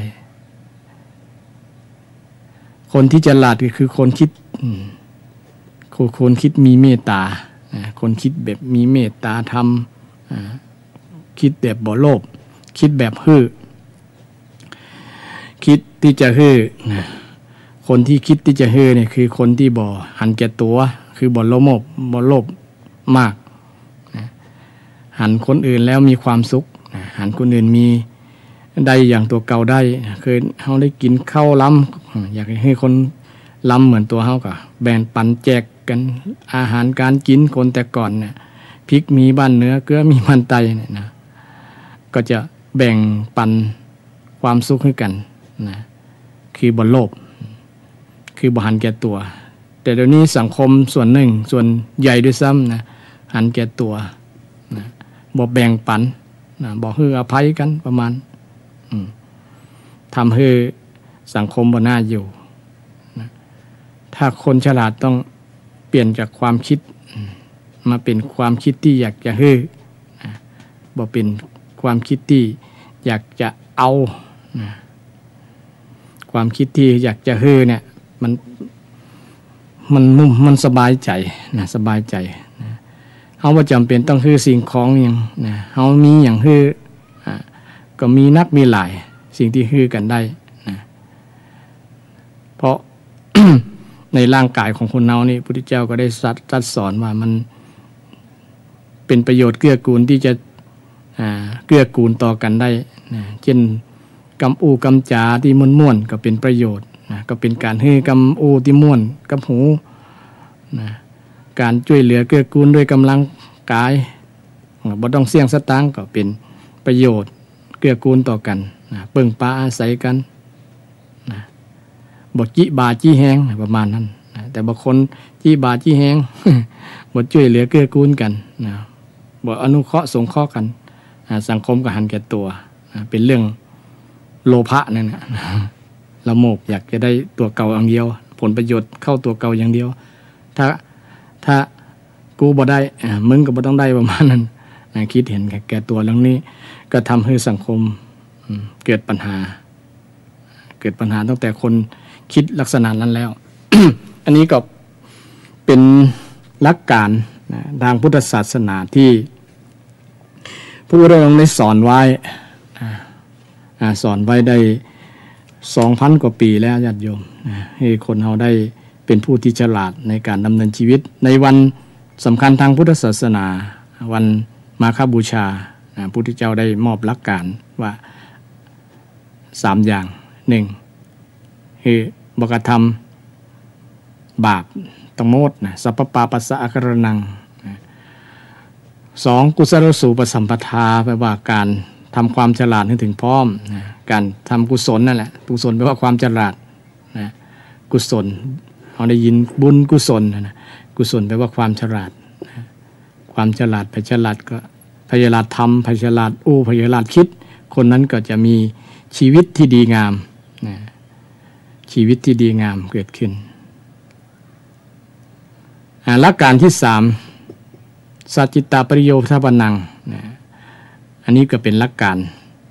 ที่พระพุทธเจ้าได้สอนไว้นะสำคัญที่สุดคือจิตใจของคนเฮาเนี่ยนะจิตใจของคนเราวันนี้มี เอาตื่นขึ้นมาเนี่ยบางครั้งก็มีสิ่ง ยั่วยาวบางครั้งก็มีสิ่งที่ทำให้จิตใจมันเศร้ามันมองบางครั้งก็ทำให้กระทบกระทั่งทางที่ด้านจิตใจถ้าเฮาบ่ฮู้ตันนะจิตใจของเฮาก็จะเศร้ามองไปนะถ้าบ่มีสติควบคุมในความคิดระลึกฮู้ว่าเฮาคิดอีหยังมันเป็นกุศลเป็นบาปเป็นอย่างก็ประมาณนั้นก็จะทำให้จิตใจเฮาได้รับผลกระทบได้ต่อมือสูญเสียสุขภาพทางด้านจิตใจเป็นว่าสุขภาพจิตใจสุขภาพจิตใจเช่นเฮาตื่นขึ้นมาแล้วนะถ้าเฮาได้มาหันกับสิ่งที่เฮาบ่เปิงอกเปิงใจมากระทบกระทั่งตามาสัมผัสกับตาเฮาก็จะมีปฏิกิริยาในการในรูปที่ปรากฏกับตาของเฮาเช่นเฮาไปหันคนที่เฮาเคยมี ความเข้าใจบ่ตรงกันมีเป็นอลิกันเป็นบ่ถูกกันประมาณนั้นเนาะจิตใจของเฮาก็จะเกิดโทสะเกิดปฏิฆะความกระทบกระทั่งทำให้จิตใจมันเดือดมันพล่านนะบางครั้งถ้าเป็นความฝังจิตฝังใจความเครียดแค้นผูกโคตรผูกเว้นกันก็ยิ่งจะทำให้มากระทบกระทั่งกันถึงกับการประหัตประหารนะทำลายซึ่งกันและกันได้นะทางระมัดระวังใจที่จะมากระทบกระทั่งนะจิตใจนี้เป็นสิ่งที่สำคัญนะสิ่งที่สำคัญถ้าสิ่งที่ฮ้องว่ามันเป็นศัตรูกับจิตใจแล้วนะจะทำให้จิตใจมันเศร้ามันหมองมันขุ่นนะมันบ่ใสน้ำที่ขุ่นมันจะพอบ่หันตั้งในว่ามีอย่างจิตใจของคนเราเช่นกันถ้าจิตใจขุ่นมันก็พอบ่หันปัญหาหรือว่าเหตุผลต่างๆนะ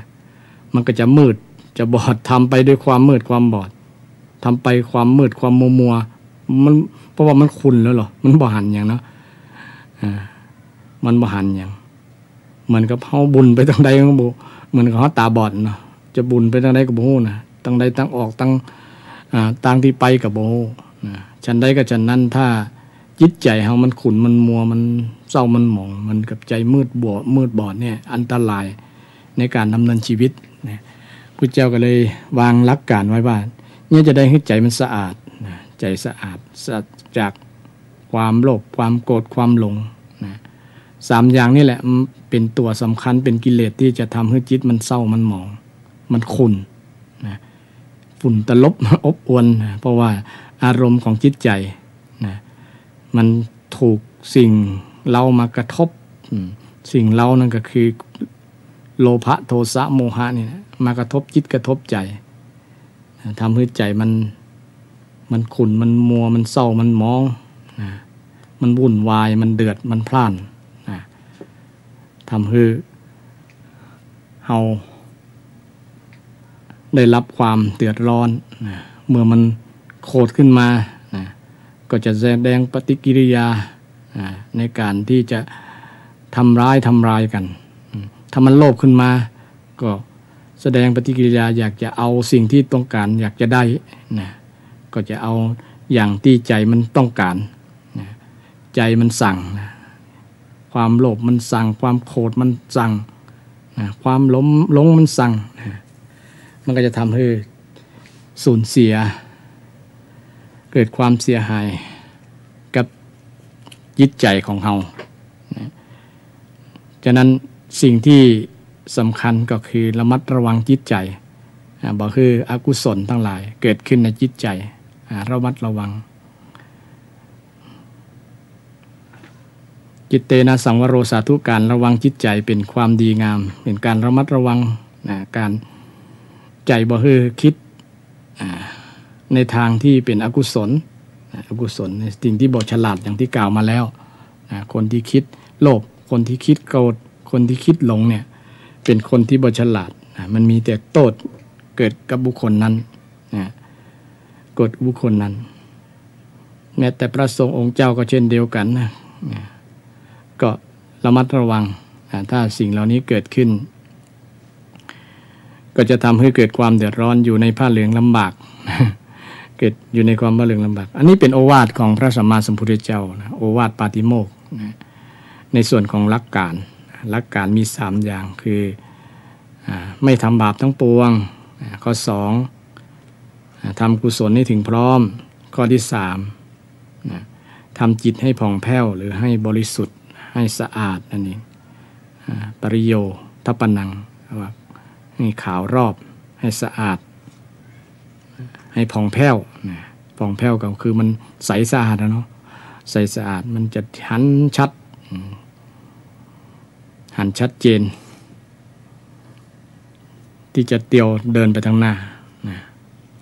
อย่างแว่นตาของเขาเนี่ยถ้ามีอะไรอย่างมาบัง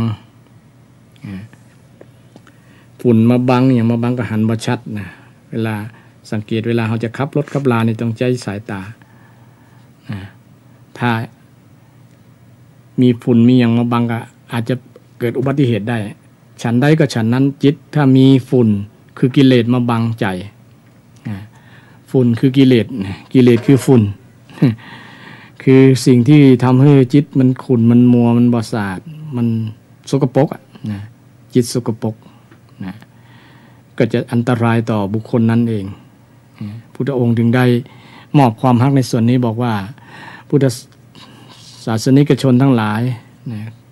ควรที่จะทำใจให้ผ่องแผ้วให้บริสุทธิ์ที่เราได้ฟังกันน่าจะจำกันว่าเกือบจะหมดแล้วว่าการ ไม่ทำบาปทั้งปวงข้อที่1ต้องทำบาปทั้งปวงสปะปาปัสสะเนี่ยนะการไม่ทำบาปทั้งปวง1การไม่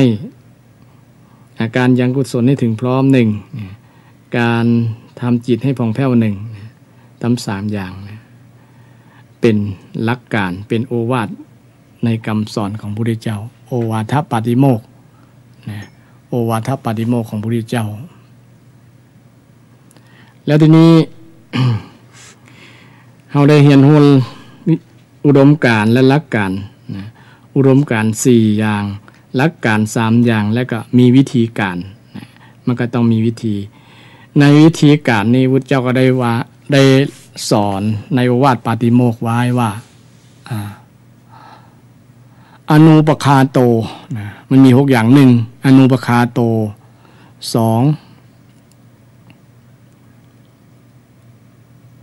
อนุปวาโทอนุปวาโทก่อนอนุปคาโตแล้วก็ปาติโมกข์จะเขจะสังวโรมัตตัญยุตตาจะพัสสมิงปันตัญจะสยนาสนังอาทิตจิตเตจะอาโยโค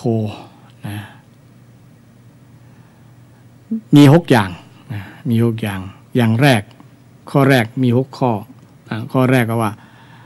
อนุปคาโตอนุปวาโทคือไม่ไปว่าร้ายไม่เข้าไปว่าร้ายบ่ว่าร้ายวิธีทำเช่นเราอยู่ในสังคมเนี่ยเราบอกไว้ว่าร้ายไผนี่ก็วิธีการแล้วนะไผที่ไปว่าร้ายคนอื่นไปกล่าวร้ายคนอื่นใส่ร้ายคนอื่นก็ถือว่าบ่ได้ใช้วิธีการพุทธเจ้าดีคือ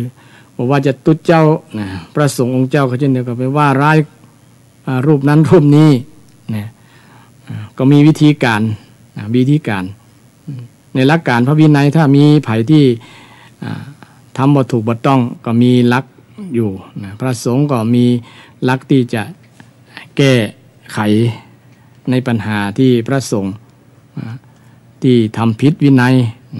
ก็มีกันแต่บ่ได้ว่าร้ายแต่ว่าความจริงบ่ได้ไปใส่โทษ ใส่โทษคนนั้นคนนี้สังคมบอกว่าสังคมไหนก็แล้วแต่ปัญหาส่วนหนึ่งมาจากการว่าร้ายกันใส่ร้ายกันใส่โทษกันเฮือโทษนะเราจะสังเกตหันที่คดีต่างๆอยู่ในศาล ต่างๆมีนักมีหลายบางเต๋อว่าความบตันข้ามปีข้ามเป็น10-20 ปีก็มีกว่าจะถึงรอบของการมาว่าความมาที่ไปโจทย์ว่ากันไปกล่าวว่ากันนะเป็นเรื่องเป็นราวต่างๆเสียเวลาเสียเงินเสียทองนะเพราะมาจากการว่าร้ายกันเนี่ยว่าร้ายกันนะว่าร้ายกันนะถ้าไปสงว่าร้ายกันก็เป็นความเดือดร้อนอย่างกรณีของพระสงฆ์สมัยที่พุทธเจ้าทรงพระชนอยู่มีพระสงฆ์ฝ่ายวินัยทรกับพัทธรรมทึกทะเลาะวิวาทกันแค่เรื่องเล็กๆน้อยๆเนี่ยแต่เป็นเรื่องเป็นราวโยงใยไปถึงศรัทธาญาติโยมก็เป็นเหตุทำให้เกิดความทะเลาะเบาะแว้งกันเป็นเรื่องเป็นราวแตกความสามัคคีกันนะแทนที่จะจัดการตามหลักนะเคารพพระวินัยธรรมวินัยก็บ่มีปัญหาแต่อันนี้ไปกล่าวว่าร้ายกันนะถือดีถือเด่นกันนะมีทิฏฐิมานะกันนะก็ทำให้เกิดความเดือดร้อนนะเกิดความเดือดร้อนไปถึงพระเจ้าตัวพระพุทธเจ้าก็ได้ไปห้ามทั้ง2-3เตื้อก็ห้ามหมู่นั้นห้ามบ่ฟังก็เลยพระองค์ก็เลยปลีกไปอยู่ที่วัดในป่าลิลยกะนะก็เพราะว่า ประสงค์ส่วนทั้งสองฝ่ายเนี่ยไปว่ากล่าวร้ายกันบ่ยอมกันบ่ยอมกันมันก็เกิดเหตุกันนะฉะนั้นการกล่าวร้ายจึงเป็นบ่ใช่วิธีทางพุทธศาสนาวิธีทางพุทธศาสนาคือบ่ไปกล่าวร้ายกันฉะนั้นเอาในฐานะเป็นพุทธศาสนิกชนถ้าจะเอาวิธีการทางพุทธศาสนาไปใช้ก็คือเฮาบ่ไปว่าร้ายไผนะถึงแม้คนนั้นจะผิดก็ตามนะ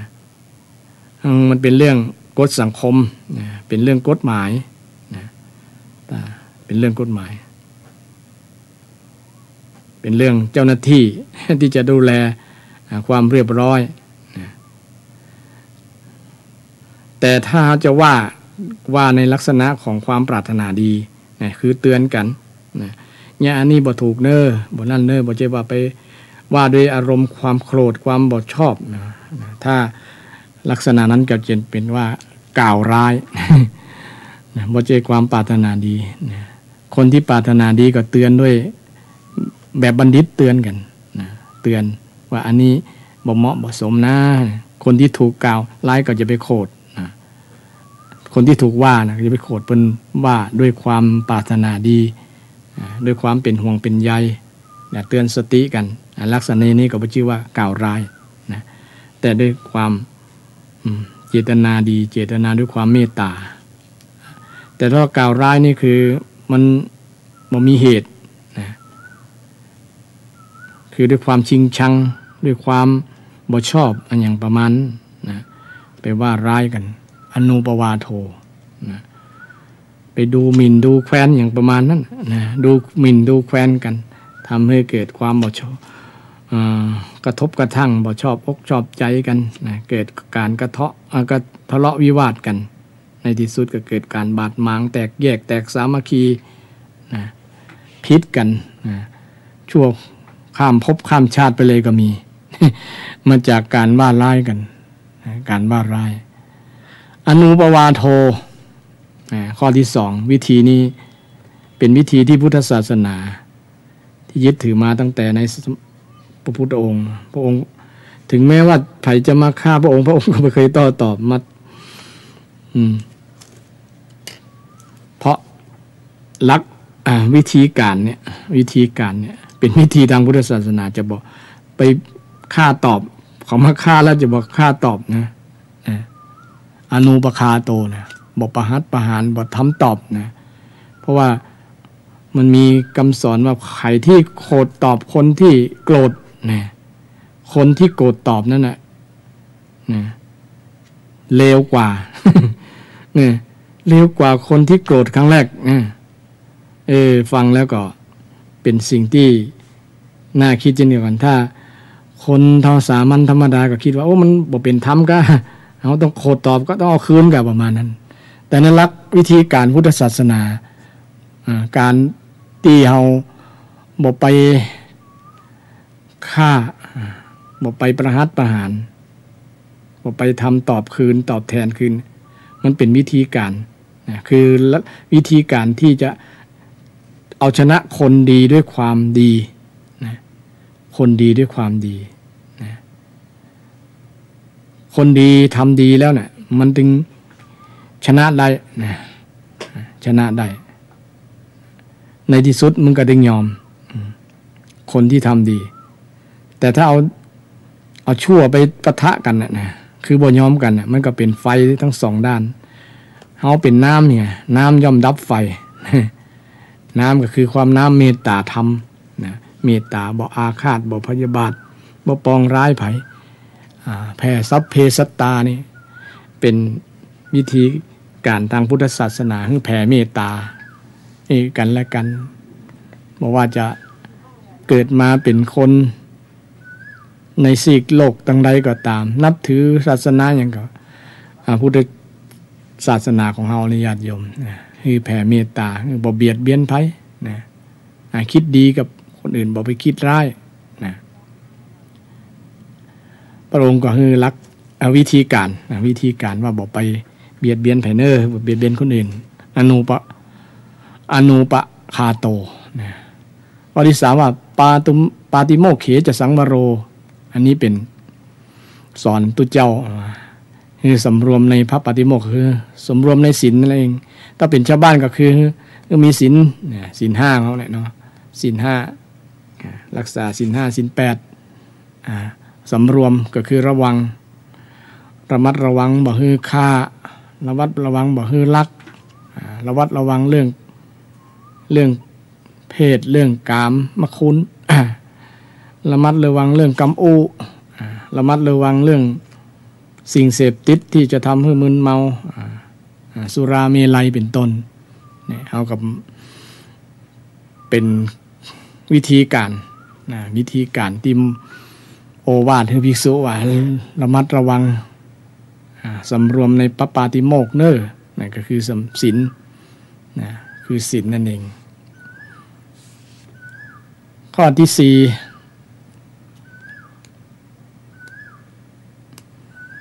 มัตตัญยุตตาพัตตสมิงก็คือ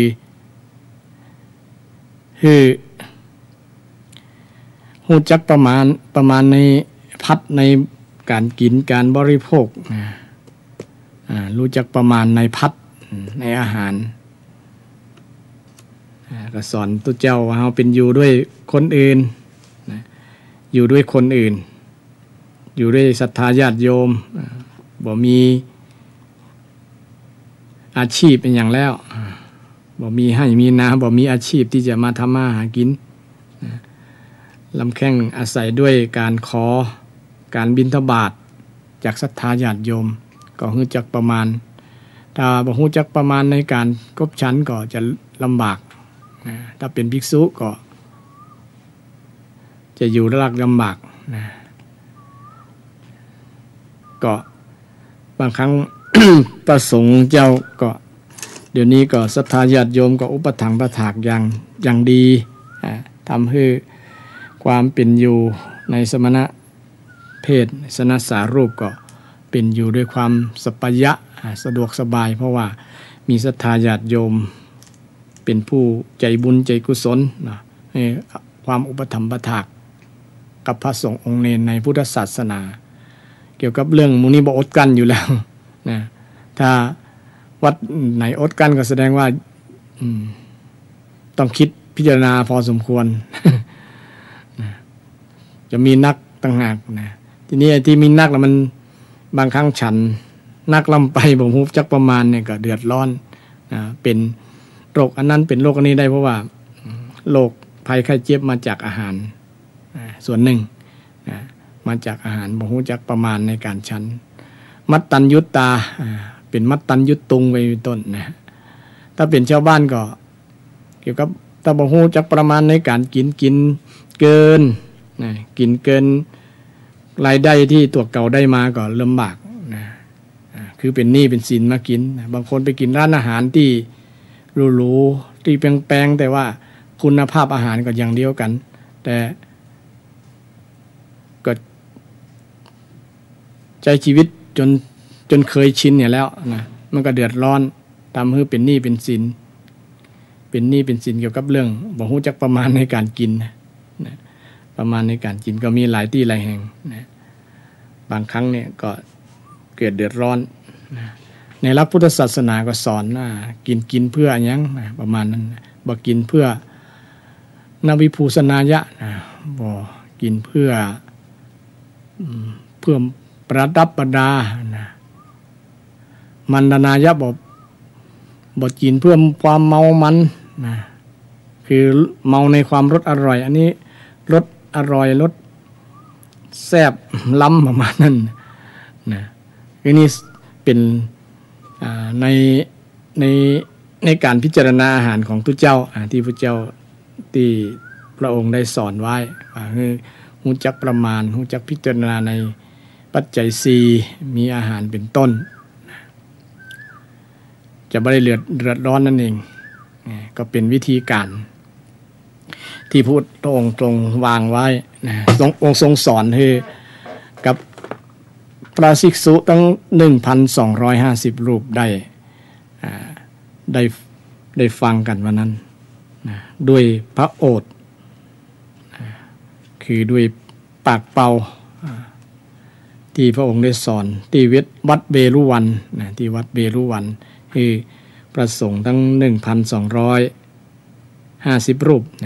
1,250 รูปที่มากันโดยบ่ได้นัดหมายในวันมาฆบูชาวันมาฆบูชาข้อต่อไปกับปันตัญจะสยนาสนังก็อยู่ในที่สงัดสยนาสนังอยู่ในที่สงัดสงบสงัดสอนให้ภิกษุอยู่ในที่สงบสันติอยู่ในที่บ่วุ่นวายเป็นที่สัพพยะของที่ประสงค์จะบำเพ็ญสมณธรรมถ้าเป็นของชาวบ้านก็คืออยู่ในที่มันสัพพยะเป็นปฏิรูปประเทศประเทศที่สงบบ่มีความเดือดร้อนบ่มีความวุ่นวายบ่มีปัญหาต่างๆก็มีวิธีที่จะอยู่ให้มันสงบโดยเฉพาะความสงบทางด้านจิตใจสอนให้ภิกษุสำรวมจิตสำรวมใจสำรวมจิตสำรวมใจให้ใจมันมีความสงบเมื่อใจสงบแล้วก็วาจาก็สงบการกระทำก็สงบไปตัวเพราะว่าความสงบนี้เป็นตัวชี้วัดอย่างหนึ่งว่าจะมีความสุขเช่นจิตใจเราสงบคือบ่คิดฟุ้งซ่าน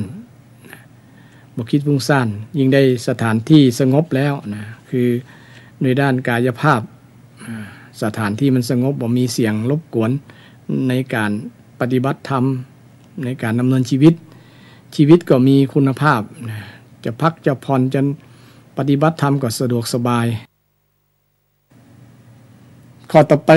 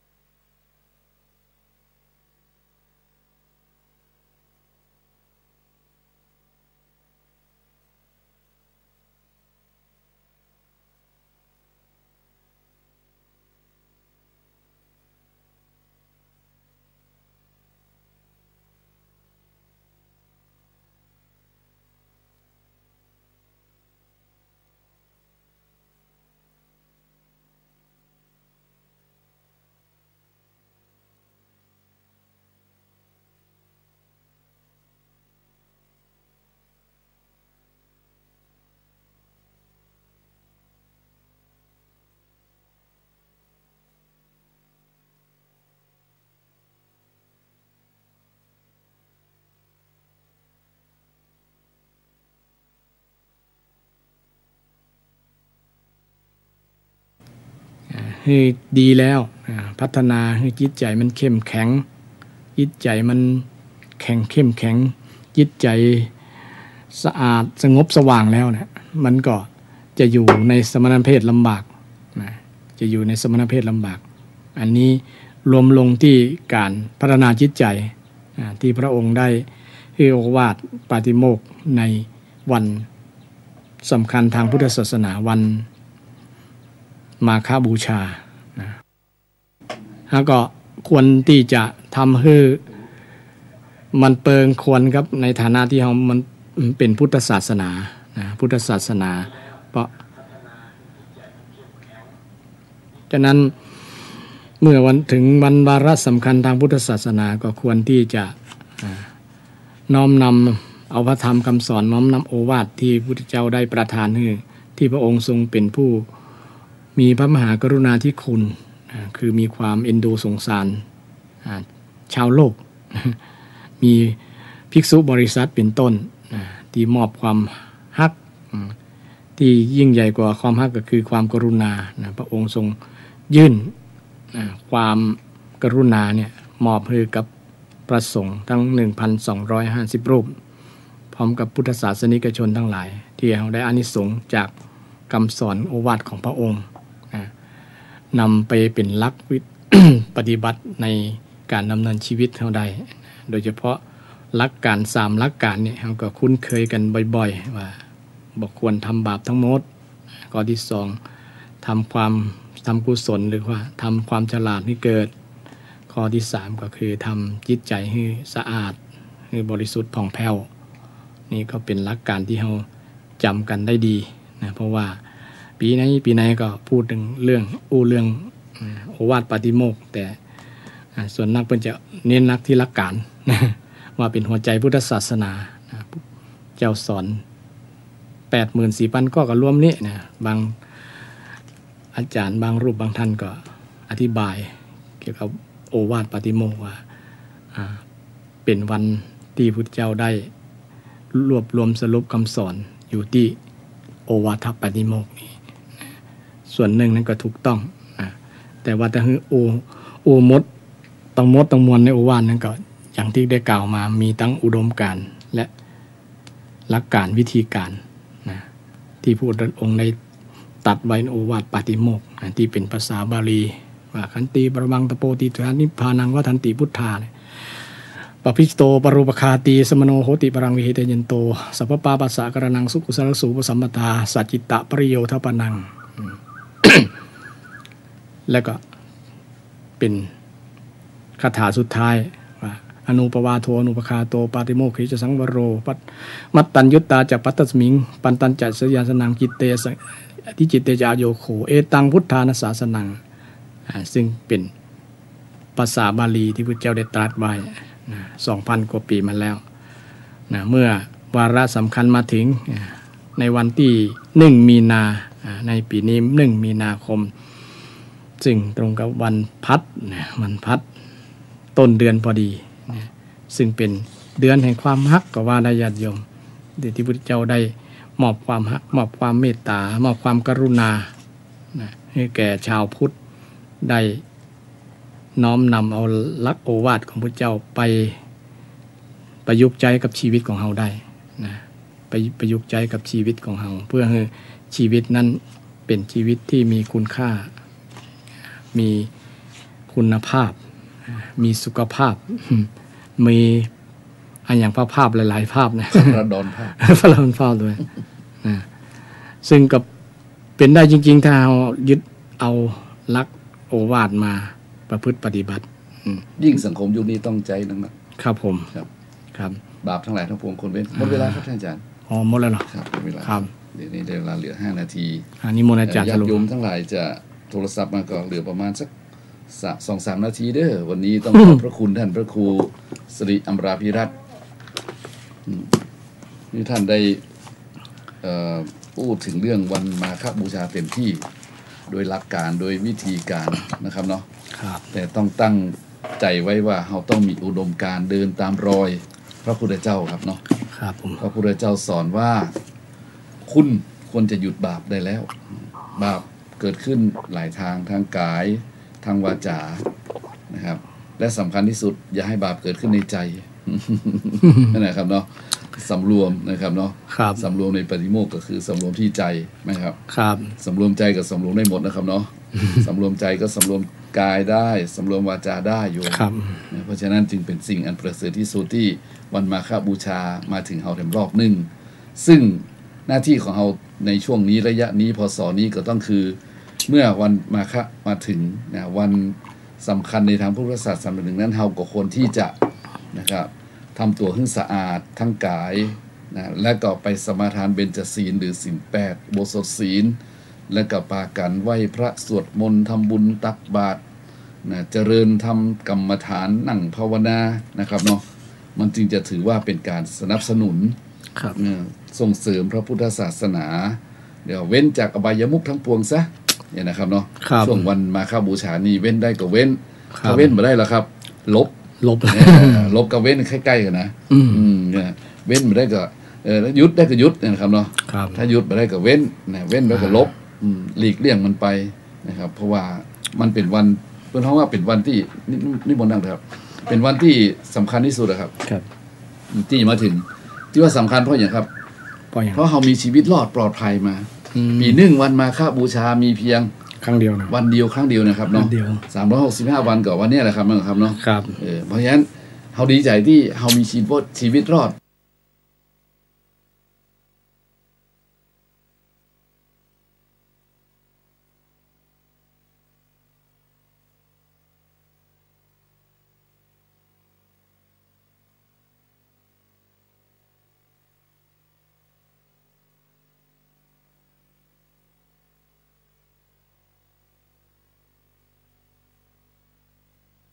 ท่านจันวัดอมรารามวัดสันอุ้ม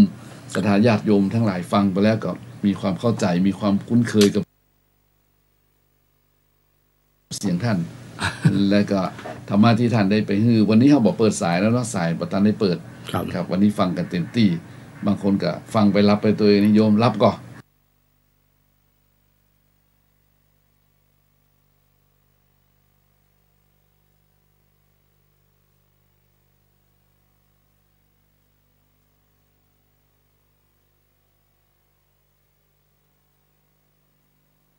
ท่านจันวัดอมรารามวัดสันอุ้มศรัทธาญาติโยมทั้งหลายฟังไปแล้วก็มีความเข้าใจมีความคุ้นเคยกับเสียงท่าน และก็ธรรมะที่ท่านได้ไปวันนี้เขาบอกเปิดสายแล้วเนาะสายประธานได้เปิดครับวันนี้ฟังกันเต็มที่บางคนก็ฟังไปรับไปตัวนิยมรับก็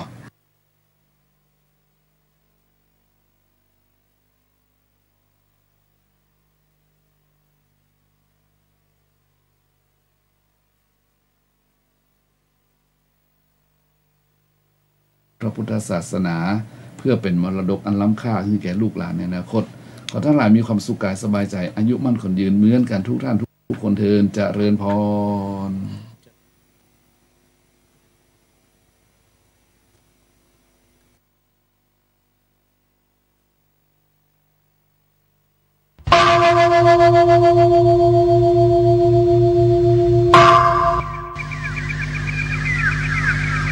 พรุ่งนี้เป็นวันพระ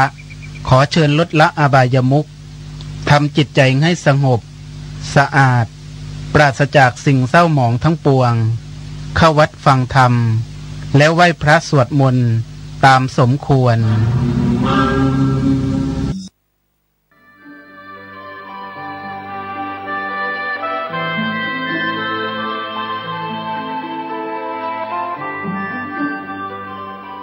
ในยุคโลกกำมือเดียว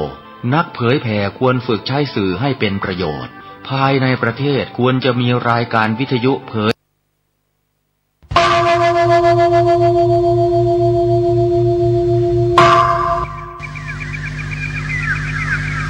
พรุ่งนี้เป็นวันพระขอเชิญลดละอบายมุขทำจิตใจให้สงบสะอาดปราศจากสิ่งเศร้าหมองทั้งปวงเข้าวัดฟังธรรมแล้วไหว้พระสวดมนต์ตามสมควร